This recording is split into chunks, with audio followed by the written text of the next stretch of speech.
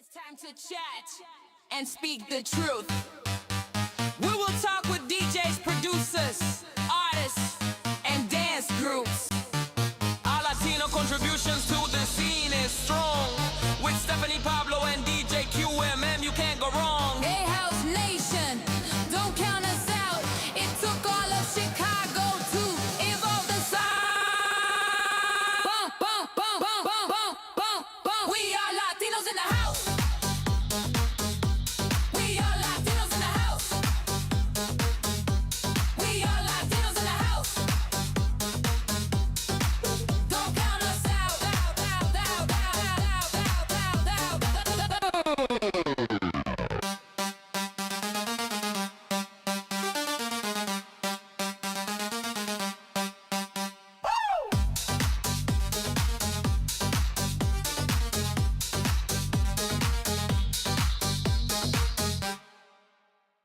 It's time to chat and speak the truth. We will talk with DJs, producers, artists, and dance groups. Our Latino contributions to the scene is strong. With Stephanie Pablo and DJ QMM, you can't go wrong. Hey, House Nation, don't count us out. It took all of Chicago to evolve the sound. Bum, bum, bum, bum, bum, bum, bum, bum. We are Latinos in the house. We are Latinos in the house. We are Latinos in the house. Don't count us out.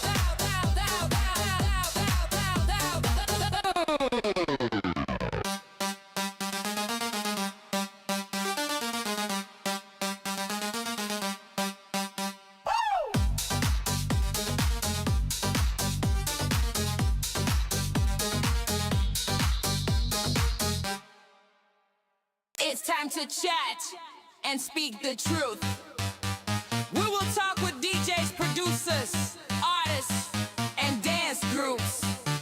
Our Latino contributions to the scene is strong. With Stephanie Pablo and DJ QMM, you can't go wrong. Hey, House Nation, don't count us out. It took all of Chicago to evolve the sound. Bum, bum, bum, bum, bum, bum, bum, bum. We are Latinos in the house. We are Latinos in the house. We are Latinos in the house. Don't count us out.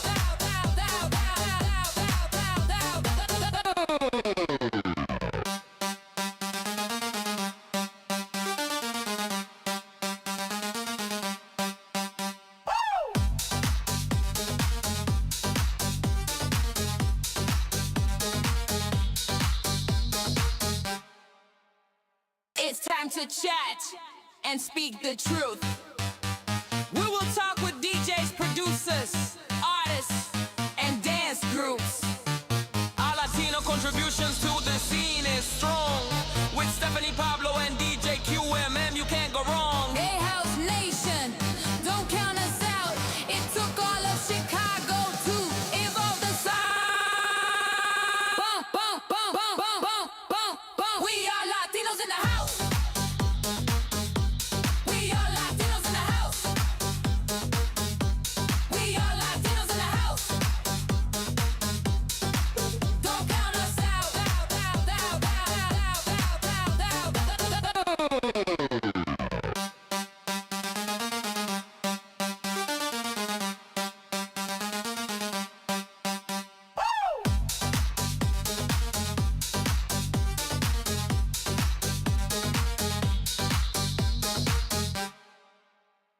It's time to chat and speak the truth. We will talk with DJs, producers, artists, and dance groups. Our Latino contributions to the scene is strong. With Stephanie Pablo and DJ QMM, you can't go wrong. Hey, House Nation, don't count us out. It took all of Chicago to evolve the sound. Bum, bum, bum, bum, bum, bum, bum, bum. We are Latinos in the house. We are Latinos in the house. We are Latinos.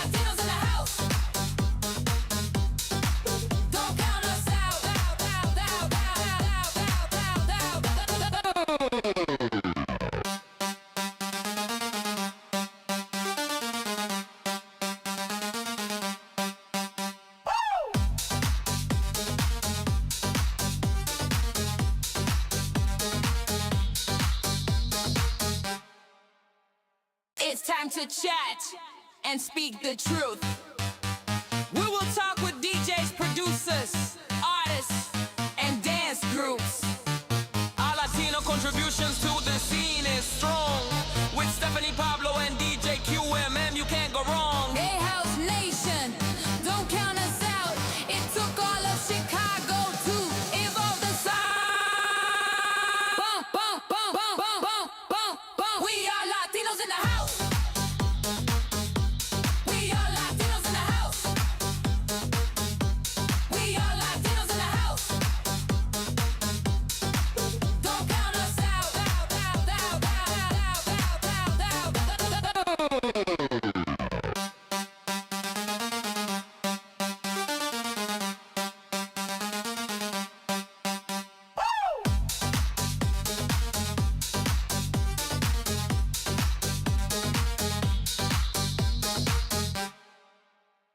It's time to chat and speak the truth. We will talk with DJs, producers, artists, and dance groups. Our Latino contributions to the scene is strong. With Stephanie Pablo and DJ QMM, you can't go wrong. Hey, House Nation, don't count us out. It took all of Chicago to evolve the sound. Bum, bum, bum, bum, bum, bum, bum, bum. We are Latinos in the house. We are Latinos in the house. We are Latinos in the house. Don't count us out.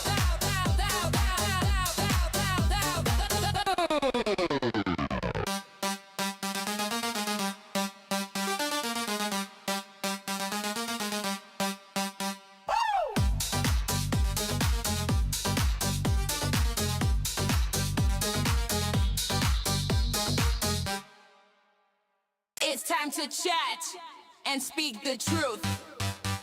We will talk with DJs, producers, artists, and dance groups. Our Latino contributions to the scene is strong. With Stephanie Pablo and DJ QMM, you can't go wrong. Hey, House Nation, don't count us out. It took all of Chicago to evolve the sound. Bum, bum, bum, bum, bum, bum, bum, bum. We are Latinos in the house. We are Latinos in the house. We are Latinos in the house. Don't count us out.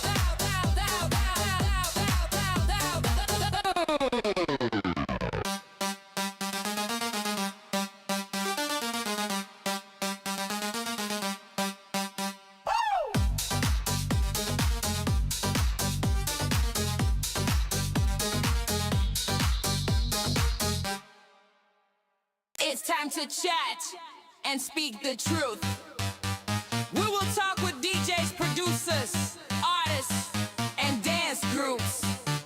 Our Latino contributions to the scene is strong. With Stephanie Pablo and DJ QMM, you can't go wrong. Hey, House Nation, don't count us out. It took all of Chicago to evolve the sound. Bum, bum, bum, bum, bum, bum, bum, bum. We are Latinos in the house. We are Latinos in the house. We are Latinos in the house. Don't count us out.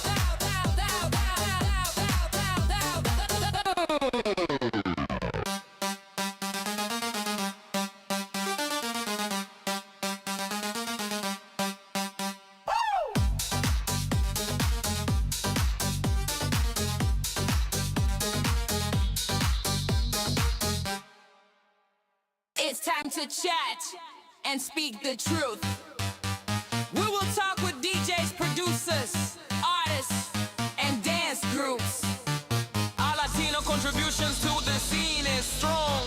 With Stephanie Pablo and DJ QMM, you can't go wrong. Hey, House Nation, don't count us out.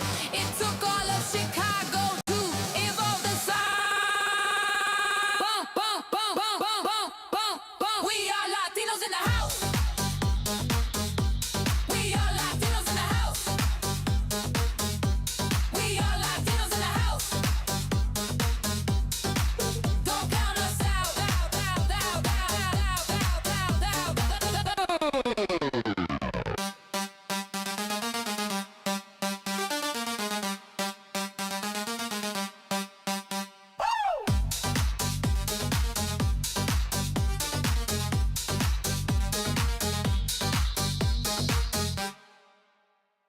It's time to chat and speak the truth. We will talk with DJs, producers, artists, and dance groups. Our Latino contributions to the scene is strong. With Stephanie Pablo and DJ QMM, you can't go wrong. Hey, House Nation, don't count us out. It took all of Chicago to evolve the sound. Bum, bum, bum, bum, bum, bum, bum, bum. We are Latinos in the house. We are Latinos in the house. We are Latinos in the house. Don't count us out.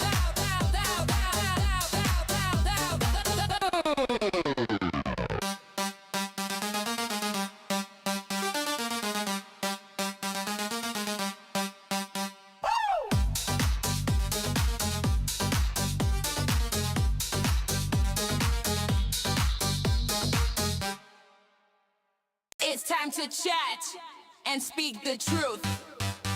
We will talk with DJs, producers, artists, and dance groups. Our Latino contributions to the scene is strong. With Stephanie Pablo and DJ QMM, you can't go wrong. Hey, House Nation, don't count us out. It took all of Chicago to evolve the sound.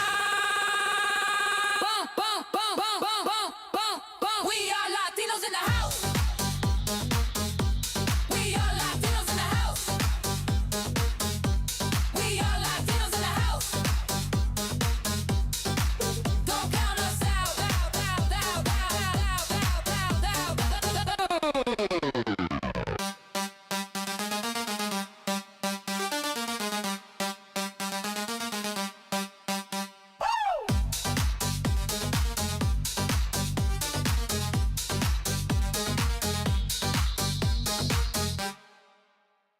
It's time to chat and speak the truth. We will talk with DJs, producers, artists, and dance groups. Our Latino contributions to the scene is strong. With Stephanie Pablo and DJ QMM, you can't go wrong. Hey, House Nation, don't count us out. It took all of Chicago to evolve the sound. Bum, bum, bum, bum, bum, bum, bum, bum. We are Latinos in the house. We are Latinos in the house. We are Latinos in the house. Don't count us out.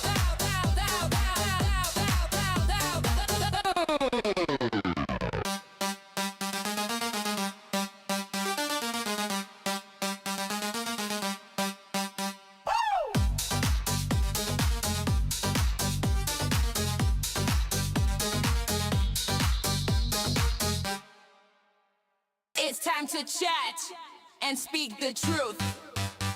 We will talk with DJs, producers, artists, and dance groups. Our Latino contributions to the scene is strong. With Stephanie Pablo and DJ QMM, you can't go wrong. Hey, House Nation, don't count us out. It took all of Chicago to evolve the sound. Bum, bum, bum, bum, bum, bum, bum, bum. We are Latinos in the house. We are Latinos in the house. We are Latinos in the house.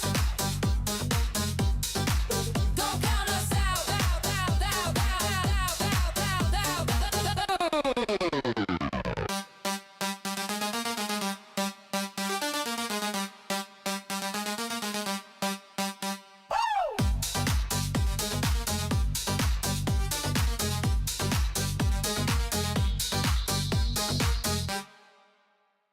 It's time to chat and speak the truth.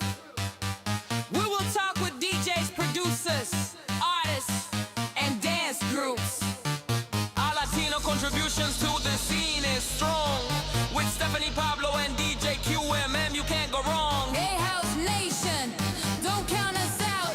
It took all of Chicago to evolve the sound. Bum, bum, bum, bum, bum, bum, bum, bum. We are Latinos in the house. We are Latinos in the house. We are Latinos in the house. Don't count us out.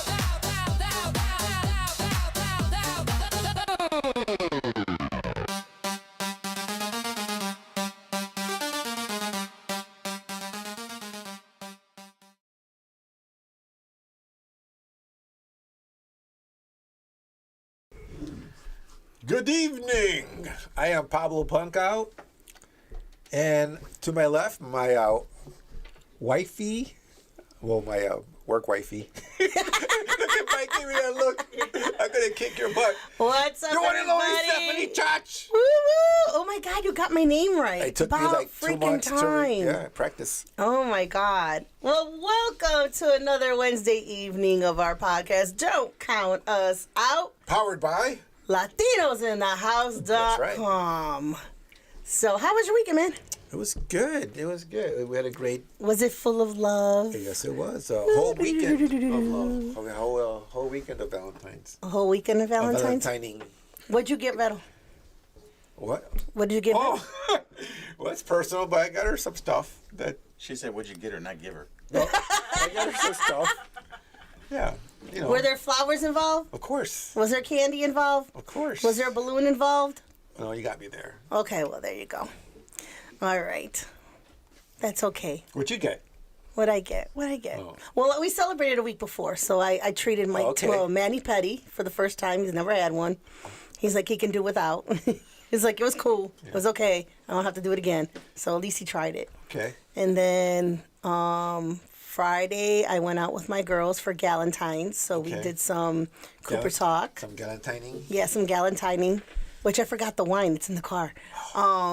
So we did some galentining, and then I got home, and then that was it. And then Saturday, I had the wonderful enjoyment of having my grandson Marcelo Okay. here. So I had him for a good few hours. He was my Valentine. Que lindo. Yeah, and then after that, we went to Salerno's. That's right. Salerno's. This dude over here was mixing. By the way, I want to. This is one of my Valentine's gifts. Did you ask? Oh, look Yeah. at that. That's right. I'm looking suave. You were looking suave Saturday, so let me really? tell you. Okay. Okay. So Pablo does not get dressed up. You see him in t-shirts. He don't get dressed up for Jack. Making me look like a slob, but okay. Well, you know, Sure. you're not slobby, but you're casual. Right. Casual slobby. Anyway, so he came in with a velvet or velour, like, blazer, and I was like, who the hell is this? And it was my hubby. It was Pablo. So big props. Thank you. I know that was one of your Christmas gifts. Yeah. You're stepping up to grownhood. I'll get there one day. You're getting. I'm you're only 57. I'll growing get there up. one day. But in the meantime, while seeing you at Salerno's, Yeah. let me tell you, that place was off the hook. Yeah, it was packed. It was off the hook. That new wave set on one side, I'm glad they changed it, but that new wave set was really, really cool. And then the Salerno, the other side, the banquet hall side with Laura, Curtis McLean, that was really, really cool. And Shauna, because I missed Shauna, because Shauna was on before I got there. Okay. So I did miss her. The other tables were filled in that side of the room. Yeah, they were. Yeah, they it's a were. Good crowd. A lot of people were dancing. Mm-hmm. So You when know, Bob, music was loud. performs, is it Julio? Yeah, Yeah, it's right? Julio. Okay, it is. Okay. Yeah, it's I haven't Julio. seen him in a long time. And I got the chance to Okay. do a real quick interview with them. I like So that. if you didn't see it, Thanks you for not can inviting check it out me. on TikTok. If not, you can check it out on my own Facebook page. You forgot about me. I did. But you left.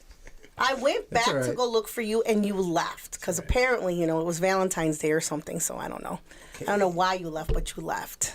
And didn't even say goodbye. TMI. Like, really, you didn't even say goodbye. It's pa fuera, like that. No kidding. Like, jerk. What kind of hubby are you? Turkey. Never mind, I'm not going to say it because this is recorded. So it was a good time. QMM did really, really good. Yes, he He did really well. He had that. He floor. had me Him dancing and Rich. to a juke song. He played a juke song in the end. Oh. I don't know what it's called, but I was trying to juke. Oh. I was trying. Like low? You were- Emphasize trying. Oh my God. So, want to turn around and thank everybody for coming out and supporting Rich over the weekend. In case you guys didn't know, Rich unfortunately got hit at like 3 or 4 o'clock in the morning after the night after our podcast, and they broke in and trashed the poker games and the door. So the Galentine's that he had on Thursday was great support. I bought a shot for all the ladies there. So, you know, That's nice. yeah, I wanted to find a way to support, and I bought a shot for 19 women that were there. So they had a good time with the shot. Hector, the bartender, always wonderful. I know he had some people over on Friday as well as Saturday. So if you guys, I hope you guys went out and tried to support him. That was a hard hit. That really broke my heart. Like when I woke up in the morning yeah. and Mike sent that information to me, I was like, he was just here. We were just talking about the bar. Band. Yeah, because and he was telling us, he was being deep, telling us that, you know, it's not what people Hey, think, right? Tragic! We were just talking about you. He was talking about what the roughness it is about having a bar and how he's not really doing the greatest, you know. And Yeah. then this happens to him. Yeah, I That I sucked. felt so horrible for that. Yeah. But yeah, so thank you everybody for coming out, supporting Rich. Continue to support Rich. Continue to support a lot of these other businesses. Valentine's Day was good for a lot of people. Distro Hall did really well. Pierre's was freaking beyond capacity. Salerno's did really, really well. I think Crash did well over the weekend too. Who else was doing something that I'm forgetting? Distro. No, I said Distro. Branding iron. Branding Iron, yeah. Branding Iron. I think they had a Banda bat or something like that. But congratulations to everybody on the South Side for doing really well. I know sometimes when promoters get together and they start thinking about, should we do it on Valentine's Day? Should we do it? I mean, you guys all pulled a different crowd. Everybody enjoyed it. So Chicago's a big city. It There's is. a lot of people from numerous events. it is. It is. It is a big city. Yeah. You know, but sometimes people tend to gravitate to different things, and you know, I think Salerno's did really good, and you know, they had their house versus freestyle. So Curtis McLean, you know, love him to death. Always does a great job getting that crowd moving and everything. So, yeah. Today is Ash Wednesday, so hopefully you ate your punchkis on Tuesday and got fat, because today is Lent. Today all the heathens showed up to church. Wow. Speak for yourself. I did. You know, I raised my hand. I can't believe you asked me when I went into church if it started crumbling. No, I asked it. Did it start to burn down? That's what I asked. No. Because you know dang well It's still you good. have not been going to church. Don't act like you maybe you like reinvented right now, I but have. you know, I'm glad though. I'm glad. Thank you. But I got some dirt on my forehead. Ashes to ashes, dust to dust. So did you. I see Veto got them. I gave some over to Mike. You know, shared that yours? was- You want your stick it on his I forehead? just stuck it on his forehead. And I went like that, and then that was it. So then I gave him the sign of the cross. Guys, So shout out that was to it. Dave C. Dave C, what's going Hello, on? Mr. Yeah, we saw Dave that you C. called right now. I Did see you wear your Dave ears C. ringing, man? Patrick Wayne, what's going on, sir? joining So us. yeah, so you know, in the middle, Okay. we have the one, the only DJ 3J. Welcome. Welcome, From Underground Elements. Elements. Also, you know, now they're partnered up with DMC, which we saw, which we'll talk about later on. I know that was a big move. DMC is my family. Well, good. Hello, Good. my I brothers. hope so, because if not, We got some issues. we got issues already. They're going to start. Gossip. No, Man. those are my brothers. All right. Let's go. So 3J, I've known you for quite a few years. Just a few. Really, since like 2010 or 2011 to be exact, is when I met you.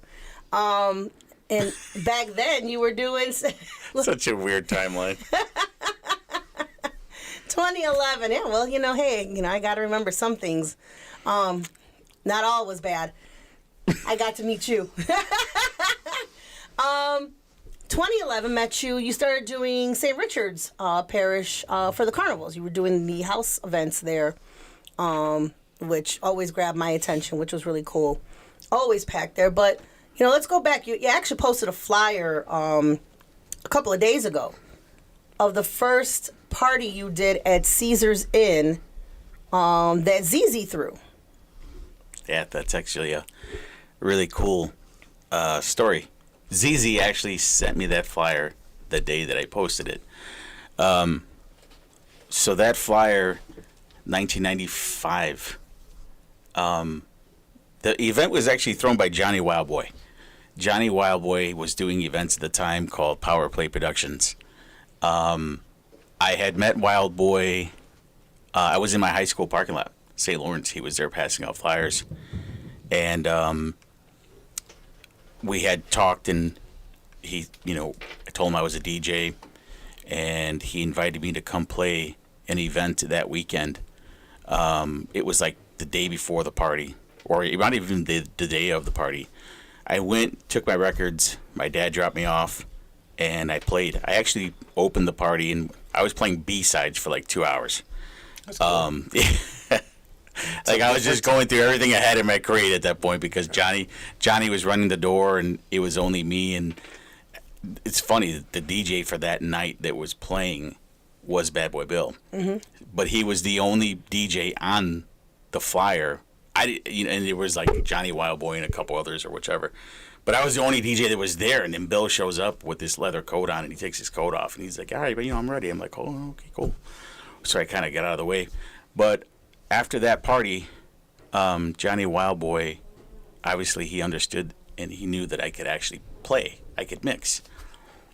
So the December event, the 1995, that was the first event flyer that I was ever put on and promoted as a DJ.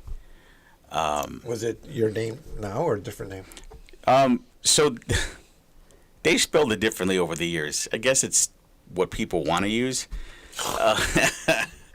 So back then I was DJ 3 with the number 3J, and then now I spell it out as THREEJAY. Why? Why the change? I don't know. I think I really can't pinpoint why the change happened between the number and spelling it. Oh, okay. I thought maybe someone else had the name. People had. No. I like DJ 3J because it reminds you like R2D2. It's catchy. Well, when you see it, but that's your name. Yeah, believe it or not, everybody, even my family, well, my dad and my mom, they gave me the name. Why?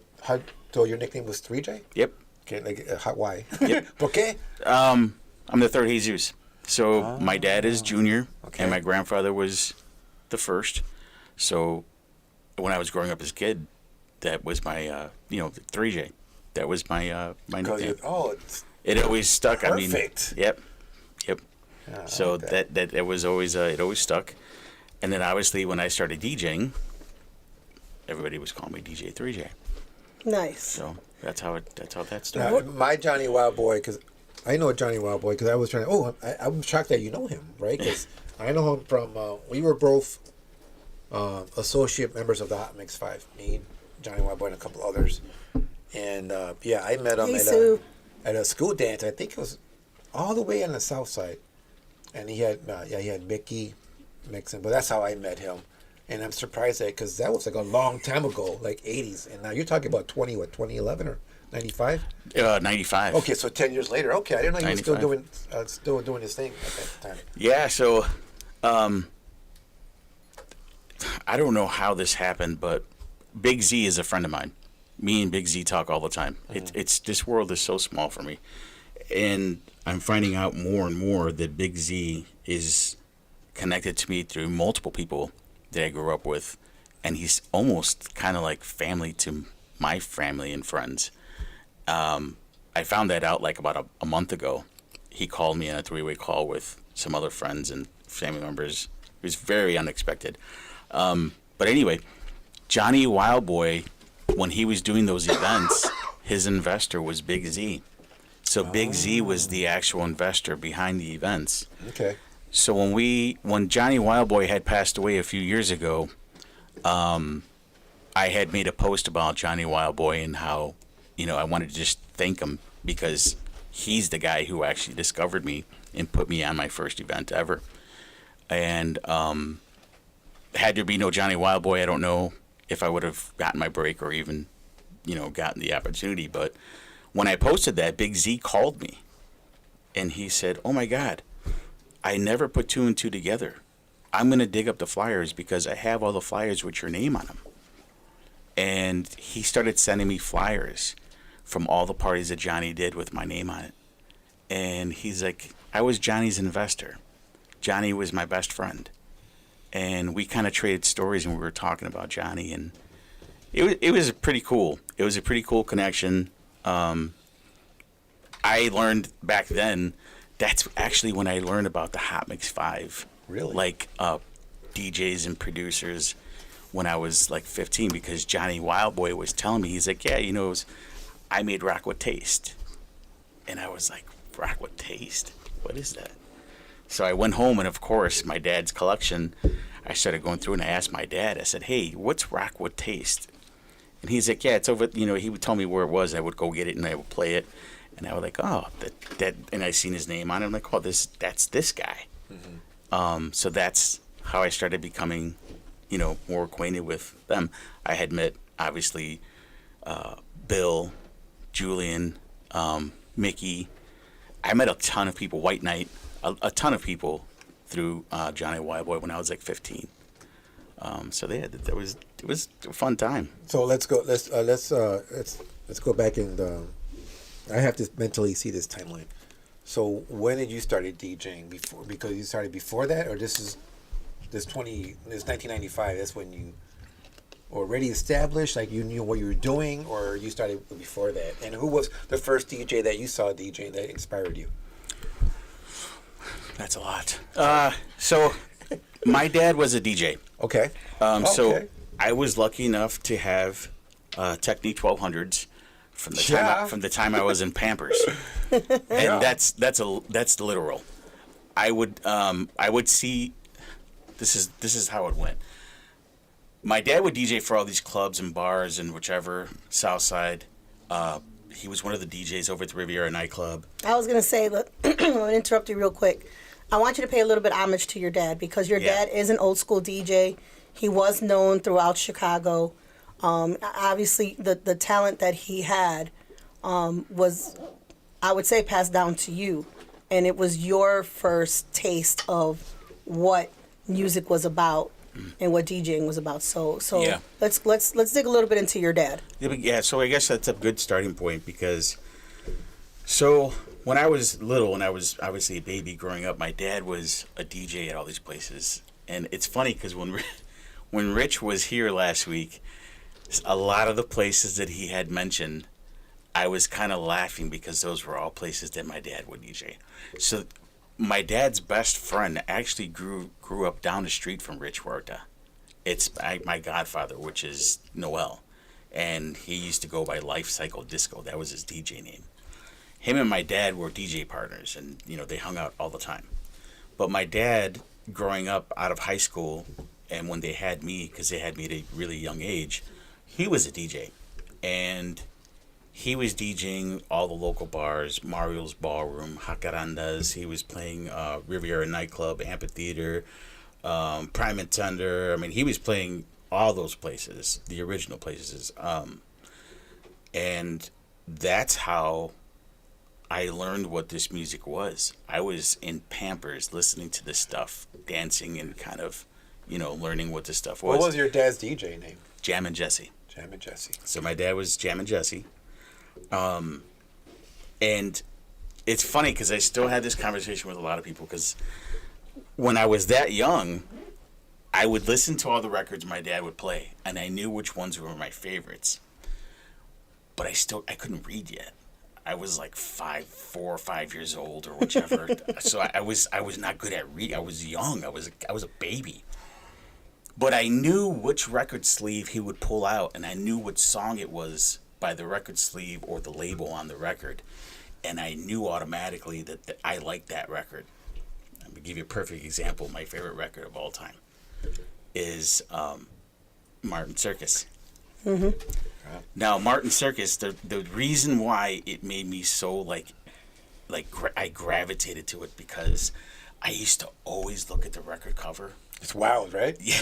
And wonder, what are those people doing? Why are they hurting each other? Yeah, like that? why does she have a whip? And this guy's painted like a clown. Yeah. And they're dancing, but they're screaming at the same time. Like, what is this about?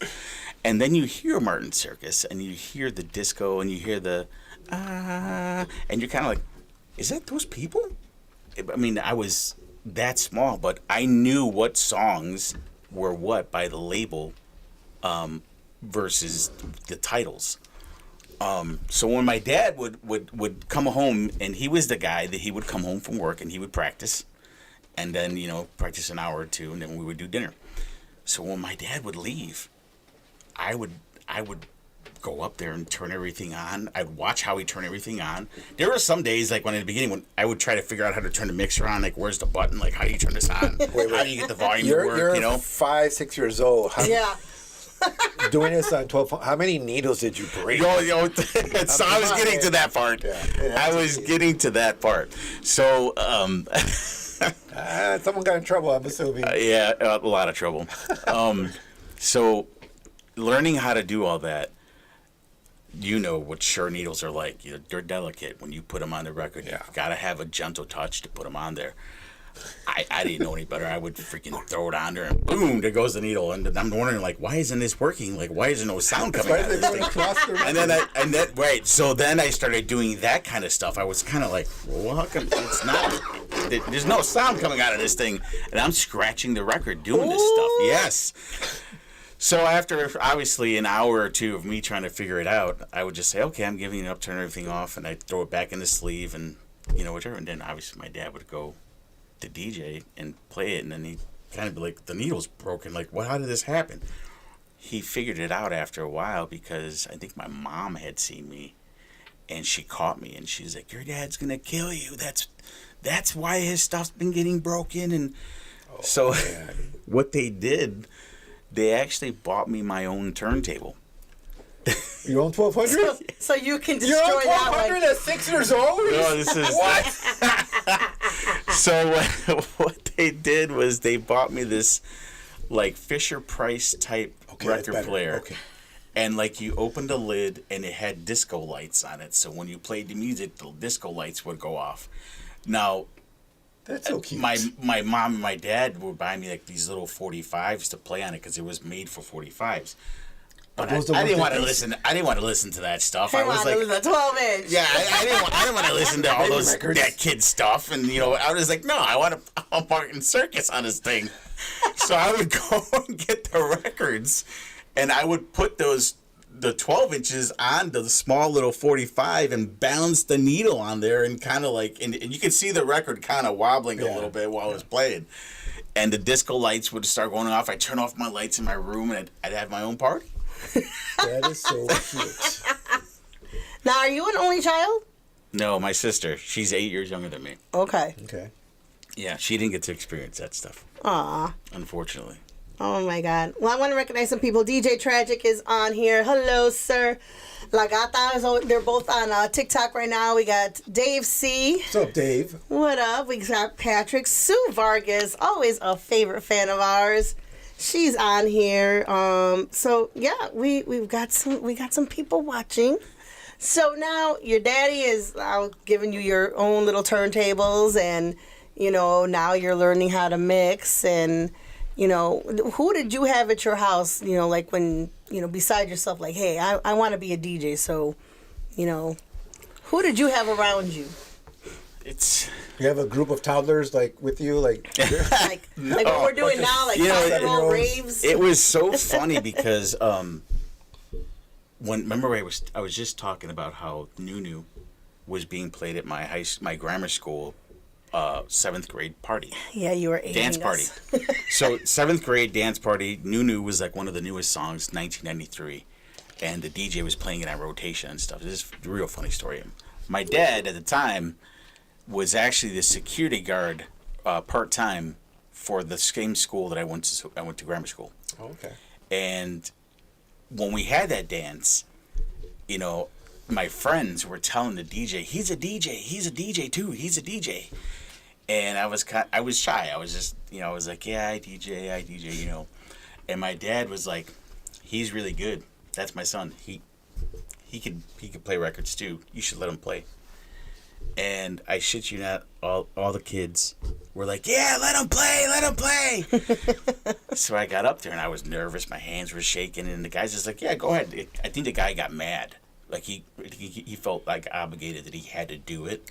Like, he was pressured into it. So I got up there and I started spinning and stuff. And my friends were like, yeah, like, all, teachers were taking pictures and stuff. And I started mixing, and the guy was like, "Okay, yeah, okay." I played like All right, 3, kid, 4 records. Yeah, I exactly. give He's you like 3, 5 4 minutes of records. fame. Get out. And they were like, "Your son," to tell my dad, "your son was really good." And Do you remember what you played? whatever was in his creative, I know, like I said, Nunu was the big thing at that time. I was just randomly grabbing stuff out of And his. did he have 12s? Or do you have to? No. That was the first time I played on belt drive Oh turntables. no. When I got up, old turntables. when I wasn't got it? when I got up there and I put my hand on the platters, and the feedback and the wobbleness of the Geminis, I was like, what is this? And then you can't really pull back on the record beyond the belt drives. Right, you right. can if you have a good slip mat, but you really can't. And it was very challenging. But I understood what I had to do, and I was kind of just holding the record, and I would let it go when I needed to let it go instead of playing back and forth. Yeah. And obviously, I'm a firm believer in keeping your hand on the pitch. You use the pitch all the time. If you can catch the first beat, then you use the pitch the rest. To keep it, on. As long as you got good ears and you got your hand on the pitch, you're good to go. Yeah. And that was the first time I played on belt drive turntables. I was nervous, and that's when I learned that there was other turntables in Technique 1200s. Yeah, you got spoiled. I mean, playing at 12s at 5 years old. So yeah, for sure. so now you're you saw that there's something you made a connection that night, right? That day. You kept obviously you kept doing it. You had you were grounded. You had your dad, a big influencer, a part of that. And when you decided to take it serious? Because Johnny Wildboy. Johnny Wildboy. Okay. Johnny Wildboy. After he gave me that first start, I liked it. I liked playing for the parties. I liked, all my friends were coming. It was like a thing. Like it became a thing after the first party. My friends would come to my house. I didn't have a driver's license. I was 15.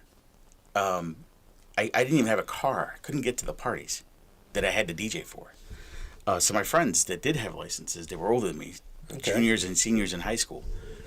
They were coming to my house, 3, 4, 5. We were loading up the car, and they were picking me up. And all of a sudden, I had a crew. Guys were going with me. Crew? We were going to Carrying his records. Yeah, we're going to the parties. We're going in the group. They would get in for free, and we would, I would DJ the parties, and they would come with. And that kind of went on for a while.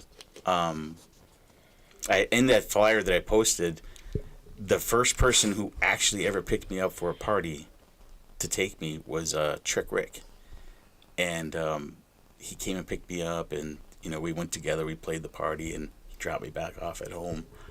But yeah, that's when I kind of started taking it serious. I was like, oh, "This is cool. I can keep doing this." The coolest part was, end of the night, Johnny Wildboy comes up to me and gives me like $150. Here you go. Like, what? I get paid And I was for like, this? "Wow!" I'm like, "Yeah, I get paid." I'm like, Fingers, $150. you trying to get some hot dogs. Back then, 150 That's a lot. bucks. Heck yeah. $150. Guys now don't want to pay $150. They were 30 years later. Right? $150. It's still the same. I know, right? 150. I don't know, bro. Dan Martinez, how are you? Dan says Life Cycle Productions was one of the original Little Village mobile DJ crews. And then he says, does he remember Trios Traveling Disco? Were that I around don't. at the same time. That I do not. Do you remember that? No, I didn't grow up in Little Village. I know, but still. Because I'm old. Do you expect me to know all these Well, older things? No, I don't. I wasn't trying to go for your age, Yes, but you are. since You you went always there, are. I remember figure that. because you were the youngest promoter on the north On side. the other side, that's right. I was his age, 14, 15. So that's why I asked. Oh, no, I don't remember them. Cabrón. I remember Magic Sounds, Fusion, and Midnight Fantasy. That was like mid-'80s. Okay. Those were the ones that I always saw like on the south side of that part of town. Okay. Okay. ¿Está bien? Yes. See? I wasn't going for the age. I was going for what you remembered. Órale, pues. Ay, let's go. Anywho, okay, so now you do your first party. You get your first 150. What you do with that money? Yeah, what'd you I don't do? even remember. What? How do you not remember? I have- More records? Probably records. Probably. Probably I records. gave it to Andre. Absolutely. Absolutely. Those days were like Take the my best money. days ever. Yeah, right. What's I up, was Tony T? I was faithfully in Hot Jams on Saturday, or if you knew when the records would get in there, which was Thursdays, you go when the UPS man went and dropped off the promos or whichever, and you would get in there early. But yeah, that's most likely 90% of what I did. I probably went and bought records, So but I now was you- still kind of learning what I wanted to play because that era was still fresh with transitioning from like old school, quote unquote, old school house, hard house. 95 you're talking about, right? Yeah. So that's a lot of commercial house too, like Yes. what is that called? Inner city. Inner city. Big fun. All that, Yep. all that sound, right? That was so top that 40 house. And the funny part is that that's actually the music that I remember the most because when those groups like Inner City and Samantha Fox and Cover Girls, George Lamont, Stevie B, all those people were performing at the Riviera nightclub, and my dad was DJing those places. Nice. So when I went through my dad's stuff, I had told Gino about this. It was funny because I had cleaned out my dad's stuff about a couple weeks before the Stevie B concert, and I found a flyer, a poster of Stevie B, and he had signed it to my dad and said something like, to Big Jesse, thanks for always taking care of me when I'm in Chicago or whichever, because my dad was a bodyguard for a lot of those people when they got there. Oh. So he was a bodyguard, he was a DJ, he kind of did a lot of stuff for the Riv. So it was kind of like, wow. I sent a picture to Gino and I'm like, check this out, dude. How about the timing on that? I'm like, that'd be a pretty cool story to talk about with Stevie B. I don't know if you remember it, but it was like 40 years ago. But yeah, it was a pretty cool memory. Well, that's cool. And it's funny you bring up Stevie B because he's actually in the hospital right now. Oh. So we're throwing prayers out to you, Stevie B. Now that you just brought that up, ironically.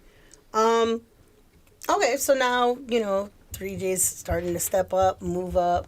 Don't worry, that's not an earthquake. That's my grandchild.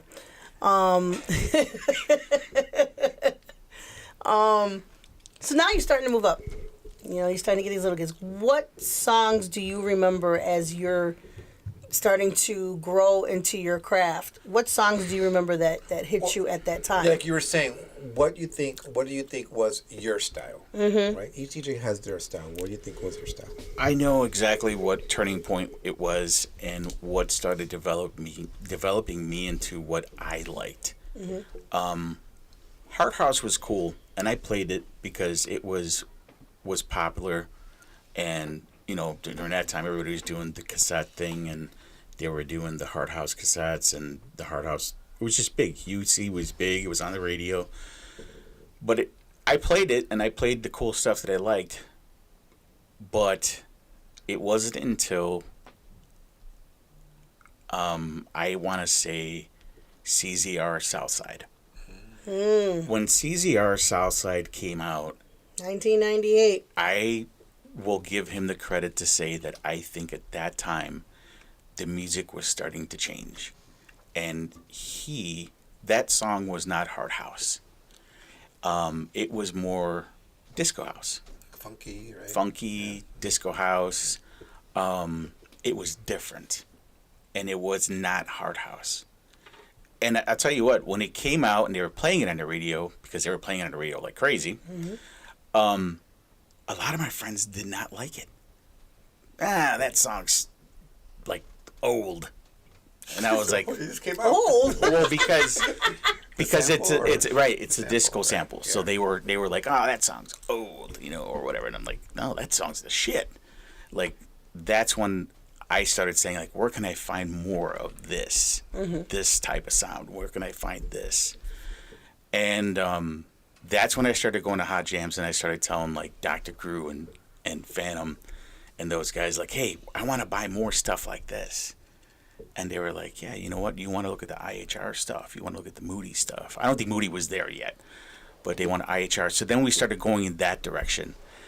And that's when I kind of started learning that there was more stuff outside of the commercial, meaning the mainstream stuff, kind of commercial stuff at the time was Hard House and all that stuff and whatever. The classics, you know, whichever. But CZR to me was the gateway to saying, I want to dig a little bit deeper and I want to find more stuff like this. Mm-hmm. And that's when I started buying more stuff. Like, I couldn't find it for years, but I used to hear it on the radio all the time. And not all the time, because there were only a couple of DJs that played it, and they played it late night on the radio, on their mixes. Like Joey Beltram, Energy Flash. You would hear it once in a great while, like Brian Middleton would play it once in a while, or Bill, or Julian. They would play it once in a blue moon in their late mixes. That was an Alcatraz hit back in 91. Yeah, it was. That was a huge I remember that. And I could never record stores, right? So you go there and you tell the guy, like, hey, I'm looking for this. What are you looking for? What does it sound like? Doom, doo, doo, doo. you gotta sing the song, right? And obviously they're looking at you half the time like you're crazy because, you know, what the hell is this kid saying or what is he doing? Well, he has one word in it. It was like, so that, you know what, the other thing that was conflicting at that time, I was actually a big fan of the Rotterdam techno stuff. Oh, yeah. I was buying Rotterdam techno stuff like crazy. I mean, but not everybody wanted to hear it. Mm-hmm. It was like a really niche crowd to play the Rotterdam techno stuff. See, now I'm thinking like techno in my head, like LaBouche. No, I mean, thinking. like Holy Noise, you know, Hyperactive. Believe it or not, he was the one who made Speed Racer. Just all that Rotterdam techno.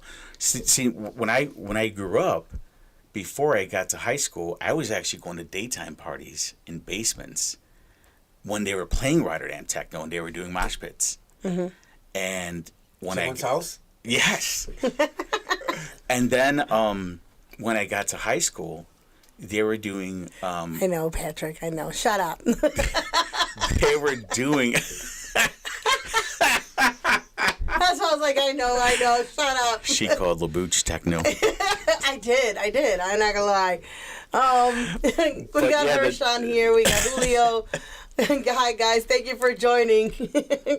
But the Rotterdam techno, like I really did love that era. And when I got to high school, that's when they started actually doing daytime parties on the south side, like on 63rd. I can't remember the name of the place. Off of 63rd and Kedzie. And that's actually where I met Submerge and Andy. Andy and Submerge were 101 Systems back then. And they were throwing daytime parties on days, school days, or like on Martin Luther King Day or whichever, whenever we had a day off. They were using some place on like 63rd and like Kedzie. And Andy and them, they were doing 101 Systems daytime parties. And I did everything when I was a kid. So not only was I DJ, but I used to do graffiti. So I used to tag all the time. So all the graffiti kids and all the taggers used to go to the daytimes and we used to hang out. Well, that's when I met Andy and his brother, Submerge. Submerge was actually, you know, he was known as Merge. And he was part of War Crew. I went to grammar school with the War Crew guys. And that's how we connected, me and Merge. But Hirsch, yeah, that Hirsch whole... just said it. What was it? Hirsch just said it. Submerge and Professor 101. Yes. So like that was my era. Like I loved that era so much, and I felt like it was such a fun time. And I was so young. I was like 13, 14, under 15 before I went into that whole thing. And you know, I grew out of it when Southside came. When Southside came, it was definitely a turning point. Started finding all that music. But I noticed that at the parties I was playing, everybody was still playing, you know, the classics. They were playing Hard House. They were playing all that stuff. But nobody was playing Southside at those parties. Is that why you're an underground element? So it was hard for me to kind of... Just connected the pieces. It was hard for me to go to these parties and play Hard House and keep playing it. And I put the CCR record on, and it was fine. Like, people didn't, you know, boo me or anything, but they were, you know, saying, you know, play play some more of the other stuff or whatever. And, okay, fine. So I'm curious, what artists or producers did you consider hard house? Tragic. Alex Peace. Man, there were so many. They had Dance Works. Chicago, by the way, I'm just saying. Oh yeah, absolutely. I mean, there was what was the LA guys? There was the LA guys from LA. Yeah, the Aqua Boogie label, I think, right? That's a Mark cute V, name. Boogie Bear. Aqua Boogie. Yeah, there was. I don't know. There was a ton. But I think that was the crossover point because even on IHR, they were still doing some hard house on that label before it started transitioning into doing more disco house and a little bit more deeper house. I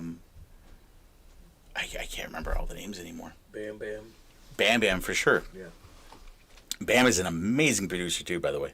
Tony B. Tony B. Yeah. That's Got a good one. vision. Keep going, Patrick. Keep going. Don't worry, the You're next. names aren't coming out of the sky. You're next. It's QMM. He's on the other side of the TV. Vision. But yeah, I mean so as I was playing these parties, I was still digging deeper for the music that I liked, like Joey Beltram and G Flash. I never got that record as much as I looked for it. Never got it until like maybe I was like 19 or 20 or something like that. So I like hearing this only because of the fact that some of us were already in the clubs. So we don't know this knowledge of what you encountered at that age in those years. in that Yeah, year. yeah. Because your 95 is me being at Red Dog. So that's my 95, being, at Shelter and all these, and Elixir and all these other places. My 95 is not the same as your 95. So that's why I like that we're getting into this part of it, because your teenage years were reflective on that hard house era that we were just starting to listen to at the Shelter. That was, Psycho and, John Simmons coming in and doing all of these things. Mark Farina, they were hitting those areas at Shelter and different clubs. So for you as a kid, it's a totally different scene because, again, underground on the south side was different than Yes. underground on the north side. Absolutely. Where we were hanging out with Lego, Gene Hunt, Gene Ferris, Sneak, and all the rest of them. So I'd like to think that maybe on the south side, there was a few of us that were the leaders in the actual underground on the south side. And what I mean by that is there were, when I grew into doing rave parties and doing underground parties, I was pretty big on keeping the parties on the south side. I wasn't really big on doing my raves on the north side or the burbs or whichever. That didn't come until way later. Why South? It's my home. Okay. It's where It's my your base, people are. right? Yeah, It's it's your my base. base. Okay. Besides me, my guys Mike and Jay came along from Boogie Trap, and they started doing parties, and they were Southside guys. And Merge was Southside guy, Andy. And I think when Boogie Trap came along, it helped unite the Hispanics. If I had to call it, I had to say that the Hispanics started coming together a little bit more for the underground, and the Hispanics were coming out heavy. I was doing parties at, illegal parties at Brighton Theater. Really? Brighton Theater was shut down for years. I did like 3 parties there, 1,500, 1,800 people in there. You would never know. You drive down the street, looks abandoned. We got doors we covered knew. up. We knew. We passed by there. I mean, and we, it'd be packed inside. But I was really hardcore and wanted to keep my parties in the South Side. It's funny, my first rave party ever was called Southside Chicago in 1996. We based that party off of the song Southside Chicago. And there was a whole reason behind it. John Simmons and I, we were high school friends. He went to Brother Rice. I went to St. Lawrence. And when we had met at one of Johnny Wildboy's parties, John Simmons invited me to come over to Brother Rice and play one of the dances, one of the mixers on Friday. So I went there, and I mixed a couple times for his parties, and then obviously when I had a Johnny Wild Boy, I would tell Johnny Boy, hey, book John. John would come and play one of Johnny Wild Boy's parties, and so we kind of like, you know, started getting our little crew together. So playing one of John's parties at Brother Rice over there is actually where I met Gino Rock and Romo's cousin, Chewy. You guys know him as Jesus, or you know, whatever. I don't know what they call him anymore. I still call him Chewy. I've known him since we were kids. That's where I met Chewy. Chewy went to De La Salle, and Chewy used to do the De La Salle mixers. So we kind of all started networking at that point, and we were playing all these parties. Now, John and I were already friends, and like I said, my friends would come and pick me up, and we would go play these parties, whichever. And I was always, you know, hanging out with the graffiti kids and whichever. And a lot of kids from my school that did graffiti, we would hang out. And one day, my friend came to pick me up, and Rick, 7, was with him, DJ 7. And we went out to the party, we DJ'd. I found out that DJ 7, he wasn't DJ 7 yet. He was still 7, the tagger. You know, we tagged. And he told me that he DJ'd. And we kind of started talking about DJing, and he was buying records and whichever. And they would always drop me off 10, 11 o'clock at night, and they would go to another party. And one day I was like, I want to go to the other party. Where are you guys going? Like, I want to go to the other party. And they're like, you can't come. They're like, you're too young. Like, you know, we're going to be out till late. We're going to be out till, you know, like 5, 6 o'clock in the morning. We're not coming home till the sun comes up. And I'm like, well, I want to go. Like, why can't I go? Stay up, Mom and Dad. They're like, and they already knew my dad. They, you know, nobody ever wanted to go toe to toe with my dad. Not like that. You know, my dad, when they would come and pick me up, my dad would tell them, I'm trusting you. You guys are older than him. Look out for him. Whichever. My dad would tell them all. You know, I'll come looking for you if you guys, you know, if something happens. And so my dad would scare them all. So I kept telling them. I kept bugging him. I'm like, I want to go to one of these parties. I want to see where you guys are going. 5, 6 o'clock in the morning. Like, where's that? You know? And I'm getting dropped off at 10 o'clock at night. Maybe midnight if I'm lucky.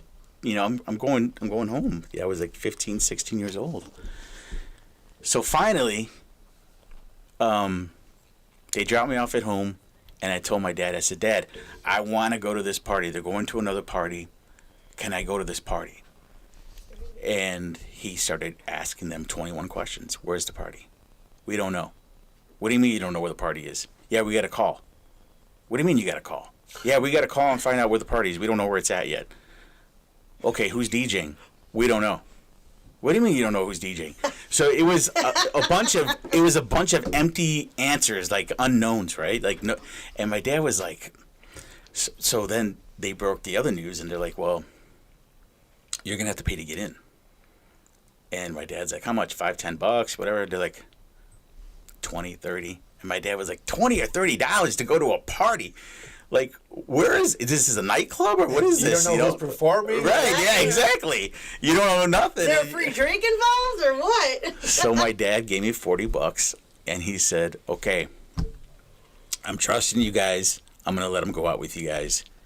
And this is hard for me because I'm a parent now. I don't know if I would let my kids do this. I don't know if I would let my kids go out knowing that they're going to be out till 5 o'clock in the morning. But my dad was industry. You know, he was a DJ. He was into clubs. He was industry, so he knew. You know, he knew there were bigger parties out there and there were other, you know, whichever. So my dad was industry, so he was a little bit more lenient with letting me explore. And that was the first night that 7 and my friend Guido at the time, they took me to a rave. Where was it at? Wisconsin? No. I'm like, how do you not Utah? remember your first rave? Photon. Where's that? Is that a Harvey. Harvey. Harvey. So, Hirsch, is that what you're talking about? Because he's over here, Dalton Expo, 24th of Rockwell, Harvey Expo. Dalton was another Route one. 66. Yep, Route 66 was another one A for dirty sure. warehouse. Yep. Yeah, it's usually where it was at. Hirsch knows. Hey, Rich, how are you? But yeah, I mean, so it was the reason why I know it was the Photon, because Photon during the day was a laser tag arena.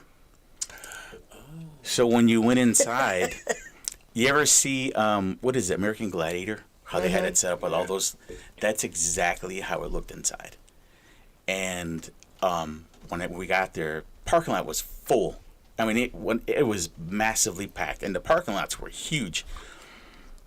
Got inside the party, it was slammed. You're talking like definitely 1,500, 2,000 people easily. Music was loud. I didn't understand any of the music because at that time, to me, it just sounded like Boots and Pants. Is that how That's all you heard. sounds? That's exactly how it sounded to me when I mean, this is my first time going, right? So all I heard was, and I feel like that was the sound the whole night until walking around, just exploring, kind of just hanging out. I hear it coming in. I hear the knock. Do do do do do do. It's Joey Beltram Energy Flash. I stopped dead in my tracks and I looked at the speaker and I was just like, "Holy shit! That's the song that I wanted." I asked my friends and I said, "Where is this DJ? Where is he? Like, I gotta find out what this song is. Where is the DJ?" And they're like, "We don't know." So I kept walking around trying to find out where this DJ was. He was up top, second floor, and he was overlooking kind of the people. It's the first time I met Paul Johnson. Oh, wow. Walked up to him, guy was in a wheelchair, and he was playing it. And it was boom, boom, boom, boom. And I was in heaven. I was just like, yes, like this is, somebody else plays it, and at a party, and I was not getting that vibe in the Hard House, with the kids in high school. Mm-hmm. But walking in here, it seemed like all of a sudden it clicked with just that one song. It pulled me in, and I found a DJ. My friends were like, "Dude, just leave him alone. Don't mess with him. Like, that's Paul Johnson, and whatever, And I was like, I gotta ask him. And I was I was trying to do the look over and look at the platter thing, right? I'm like looking over there, but obviously the thing's turning and turning. I'm like, what is that?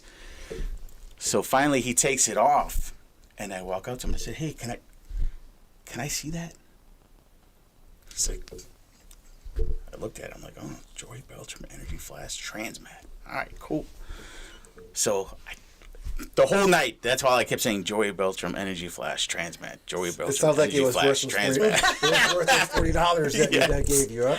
So that was the first time I met Paul Johnson, and Paul Johnson was like, "Yeah, what's up?" He's like, "Oh, this whole thing."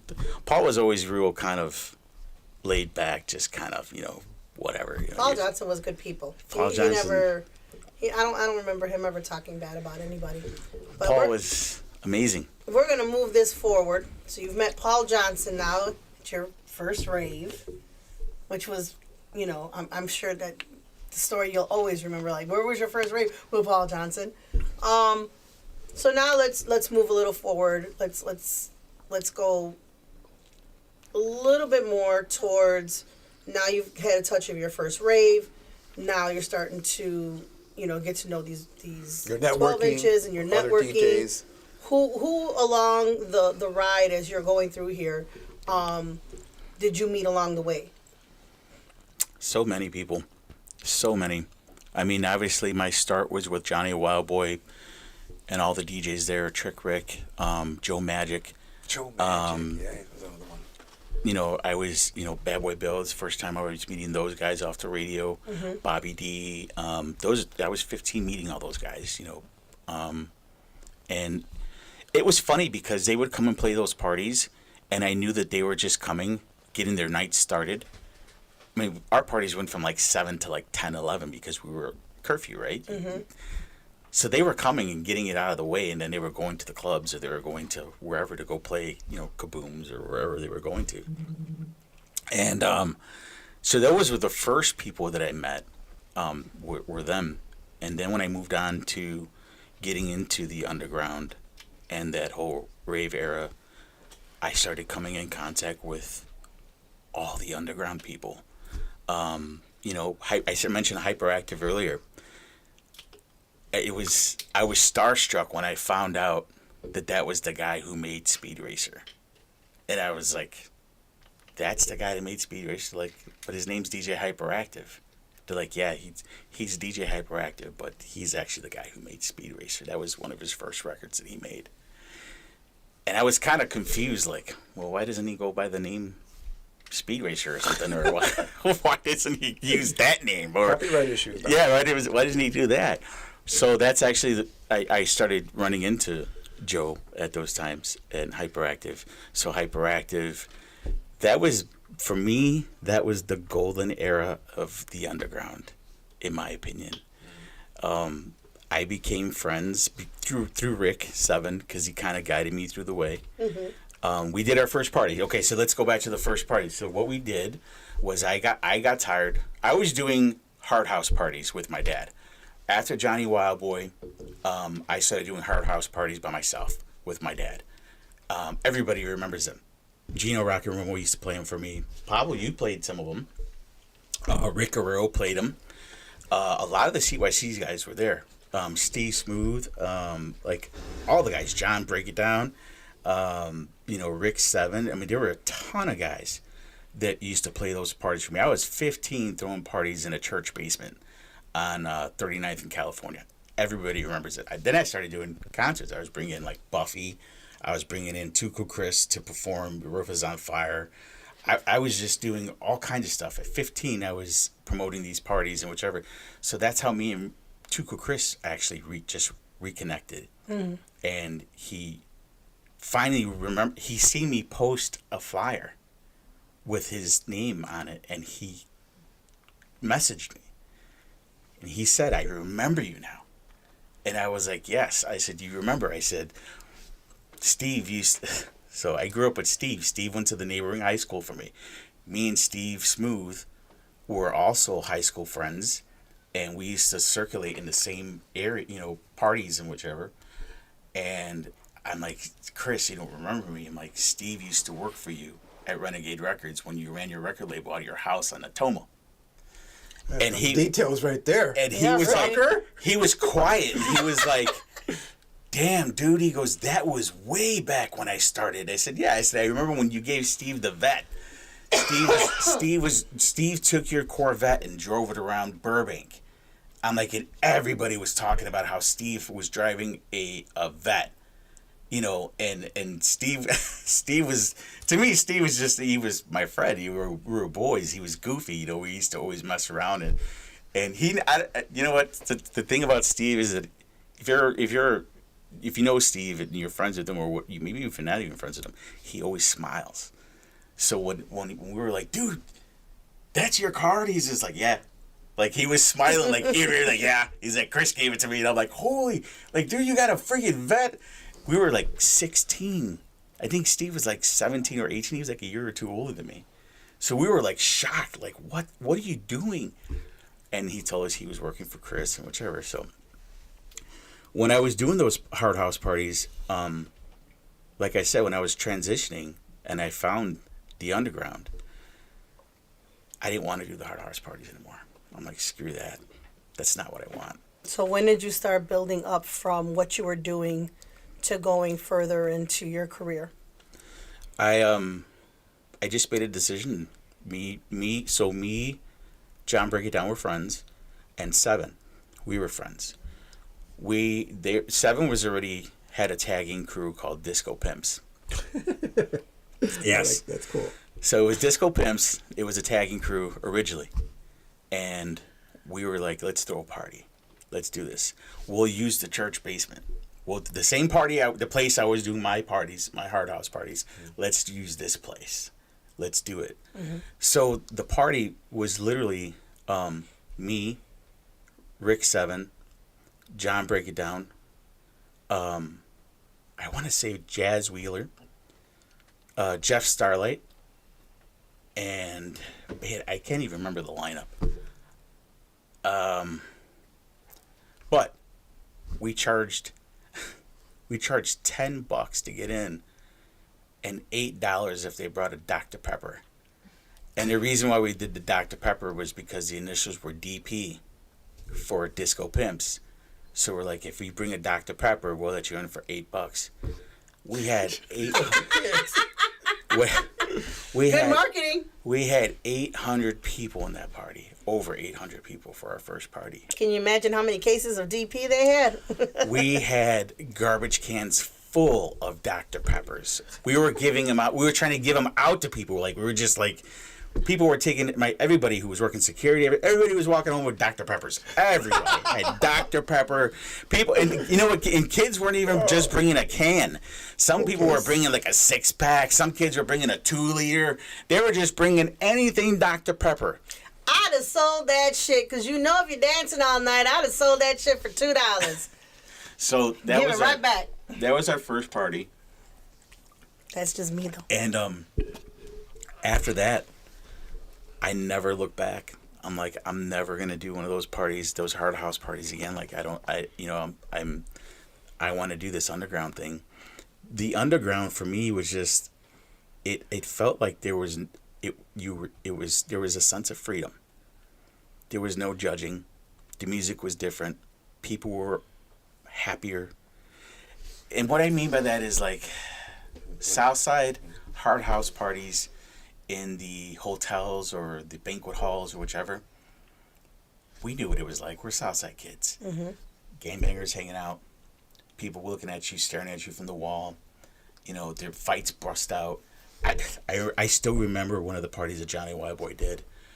It was at a banquet hall, like on the Grange, and they had these big, tall mirrors, and the party was packed.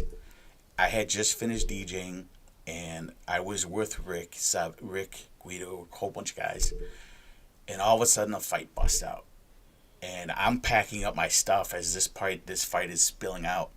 And it was so packed, people couldn't even move because they were trying to get out of the way of the fight. Out of nowhere, we heard the crash. One of those big mirrors, somebody threw a chair, and that mirror just like exploded. And imagine, this mirror was probably like 16 feet, 20 feet tall. It was huge. They had like 3 of them. That thing came crashing down, and people were running out of the way, and it just like exploded. And I remember seeing police running in, and we were like, we were trying to get out of the back door, like we were trying to get the hell out of there. So that's what I mean by, like, the underground was not that. People were not there to be mean mugging. They weren't game banging. They weren't doing any of that stuff. Those people were there to party, have a good time. It was diverse. And I loved it. I was like, this is what I want to be. Now, when did you take that concept to a bigger level? Because you have done. We're not even like. Yeah, we're still. We're not. We're not at the. We're not even at the higher level yeah. where you're at now. What time does the show end? Yeah, probably gotta do a part 2. Yeah, we're gonna have to do a part 2, but we want to keep the enthusiasm of the audience. Man. Angelo Esparza, thank you for joining. After we did the first, after the first rave, it was, obviously really successful. We were really happy.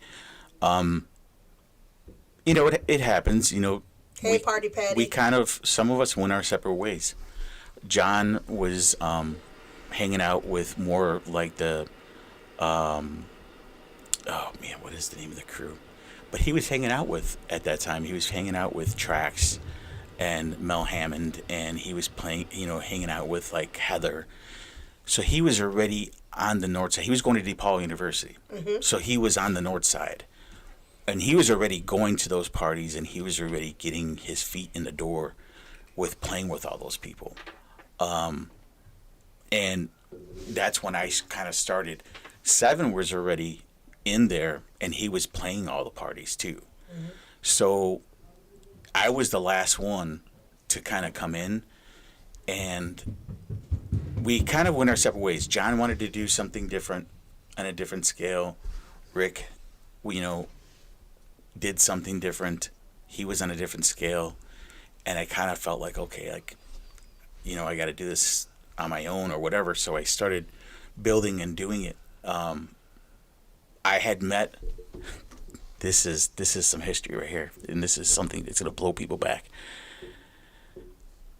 During that time, because I was kind of alone in the underground, but still learning, I was looking for, you know, to equate myself and meet more people, other promoters and whichever.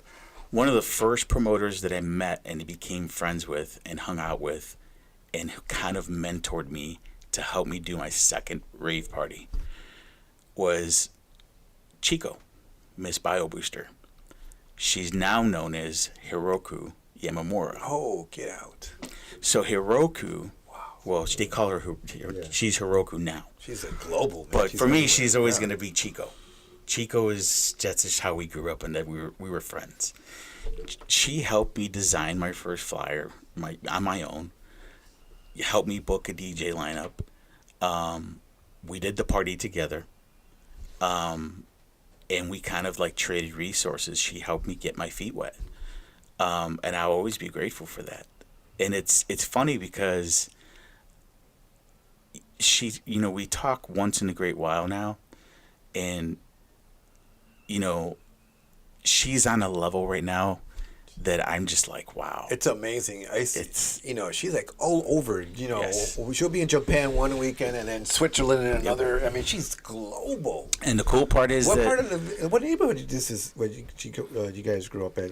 so This- what Chico is this? Chico actually grew up in the north. I don't know if she grew up in the north, but during that time period, she was on the north side. She was actually staying at a loft on Randolph, if I remember correctly. So how did you this Southside kid meet with this? Just the underground, the rave party. Wow, rave party, okay. We kind of got, you know, met each other and became acquainted, and Okay. and that's how we started connecting. But yeah, even now, like, you know, we message back and forth once in a while, and I tell her that I'm proud of her, or that I seen a couple of interviews, and in the interviews, some of the things that she says are 100% factual and real. And those are the kind of people that we are. People would think, oh, Hiroku changed and she's a big time now and she's got a big head and whichever. Not for me.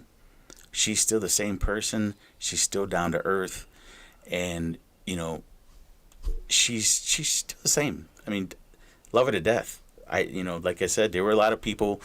I was young, so there were a lot of people who helped me along the way, and I'm forever grateful for all those people. That's awesome. Now, I want to hear now. Okay, so you're recognized for, well, you have a record label, right? You have a record label with Patrick Wang. How did that happen? I got tired. You got tired. Yeah. All that money you were making from these raves, what? No, that's a man. So let me go back to the beginning. When I was DJing all those raves, that was my first start at playing parties nationally. I was traveling. I was playing every single city in the Midwest. And I was 17 on Friday leaving on a plane out of Midway. Midway was probably 5 minutes down the street from my house.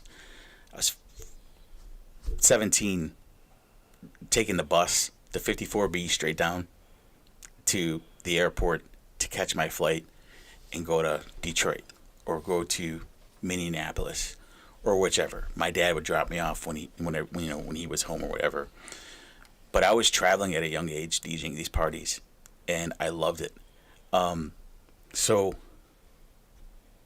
I had, during that underground, the underground was so big. Skip, DJ Skip, was one of my boys. Now, Skip? Skip we know? Skip SNS was one of my boys. We grew up together. Funny, he did some graffiti in his neck of the woods.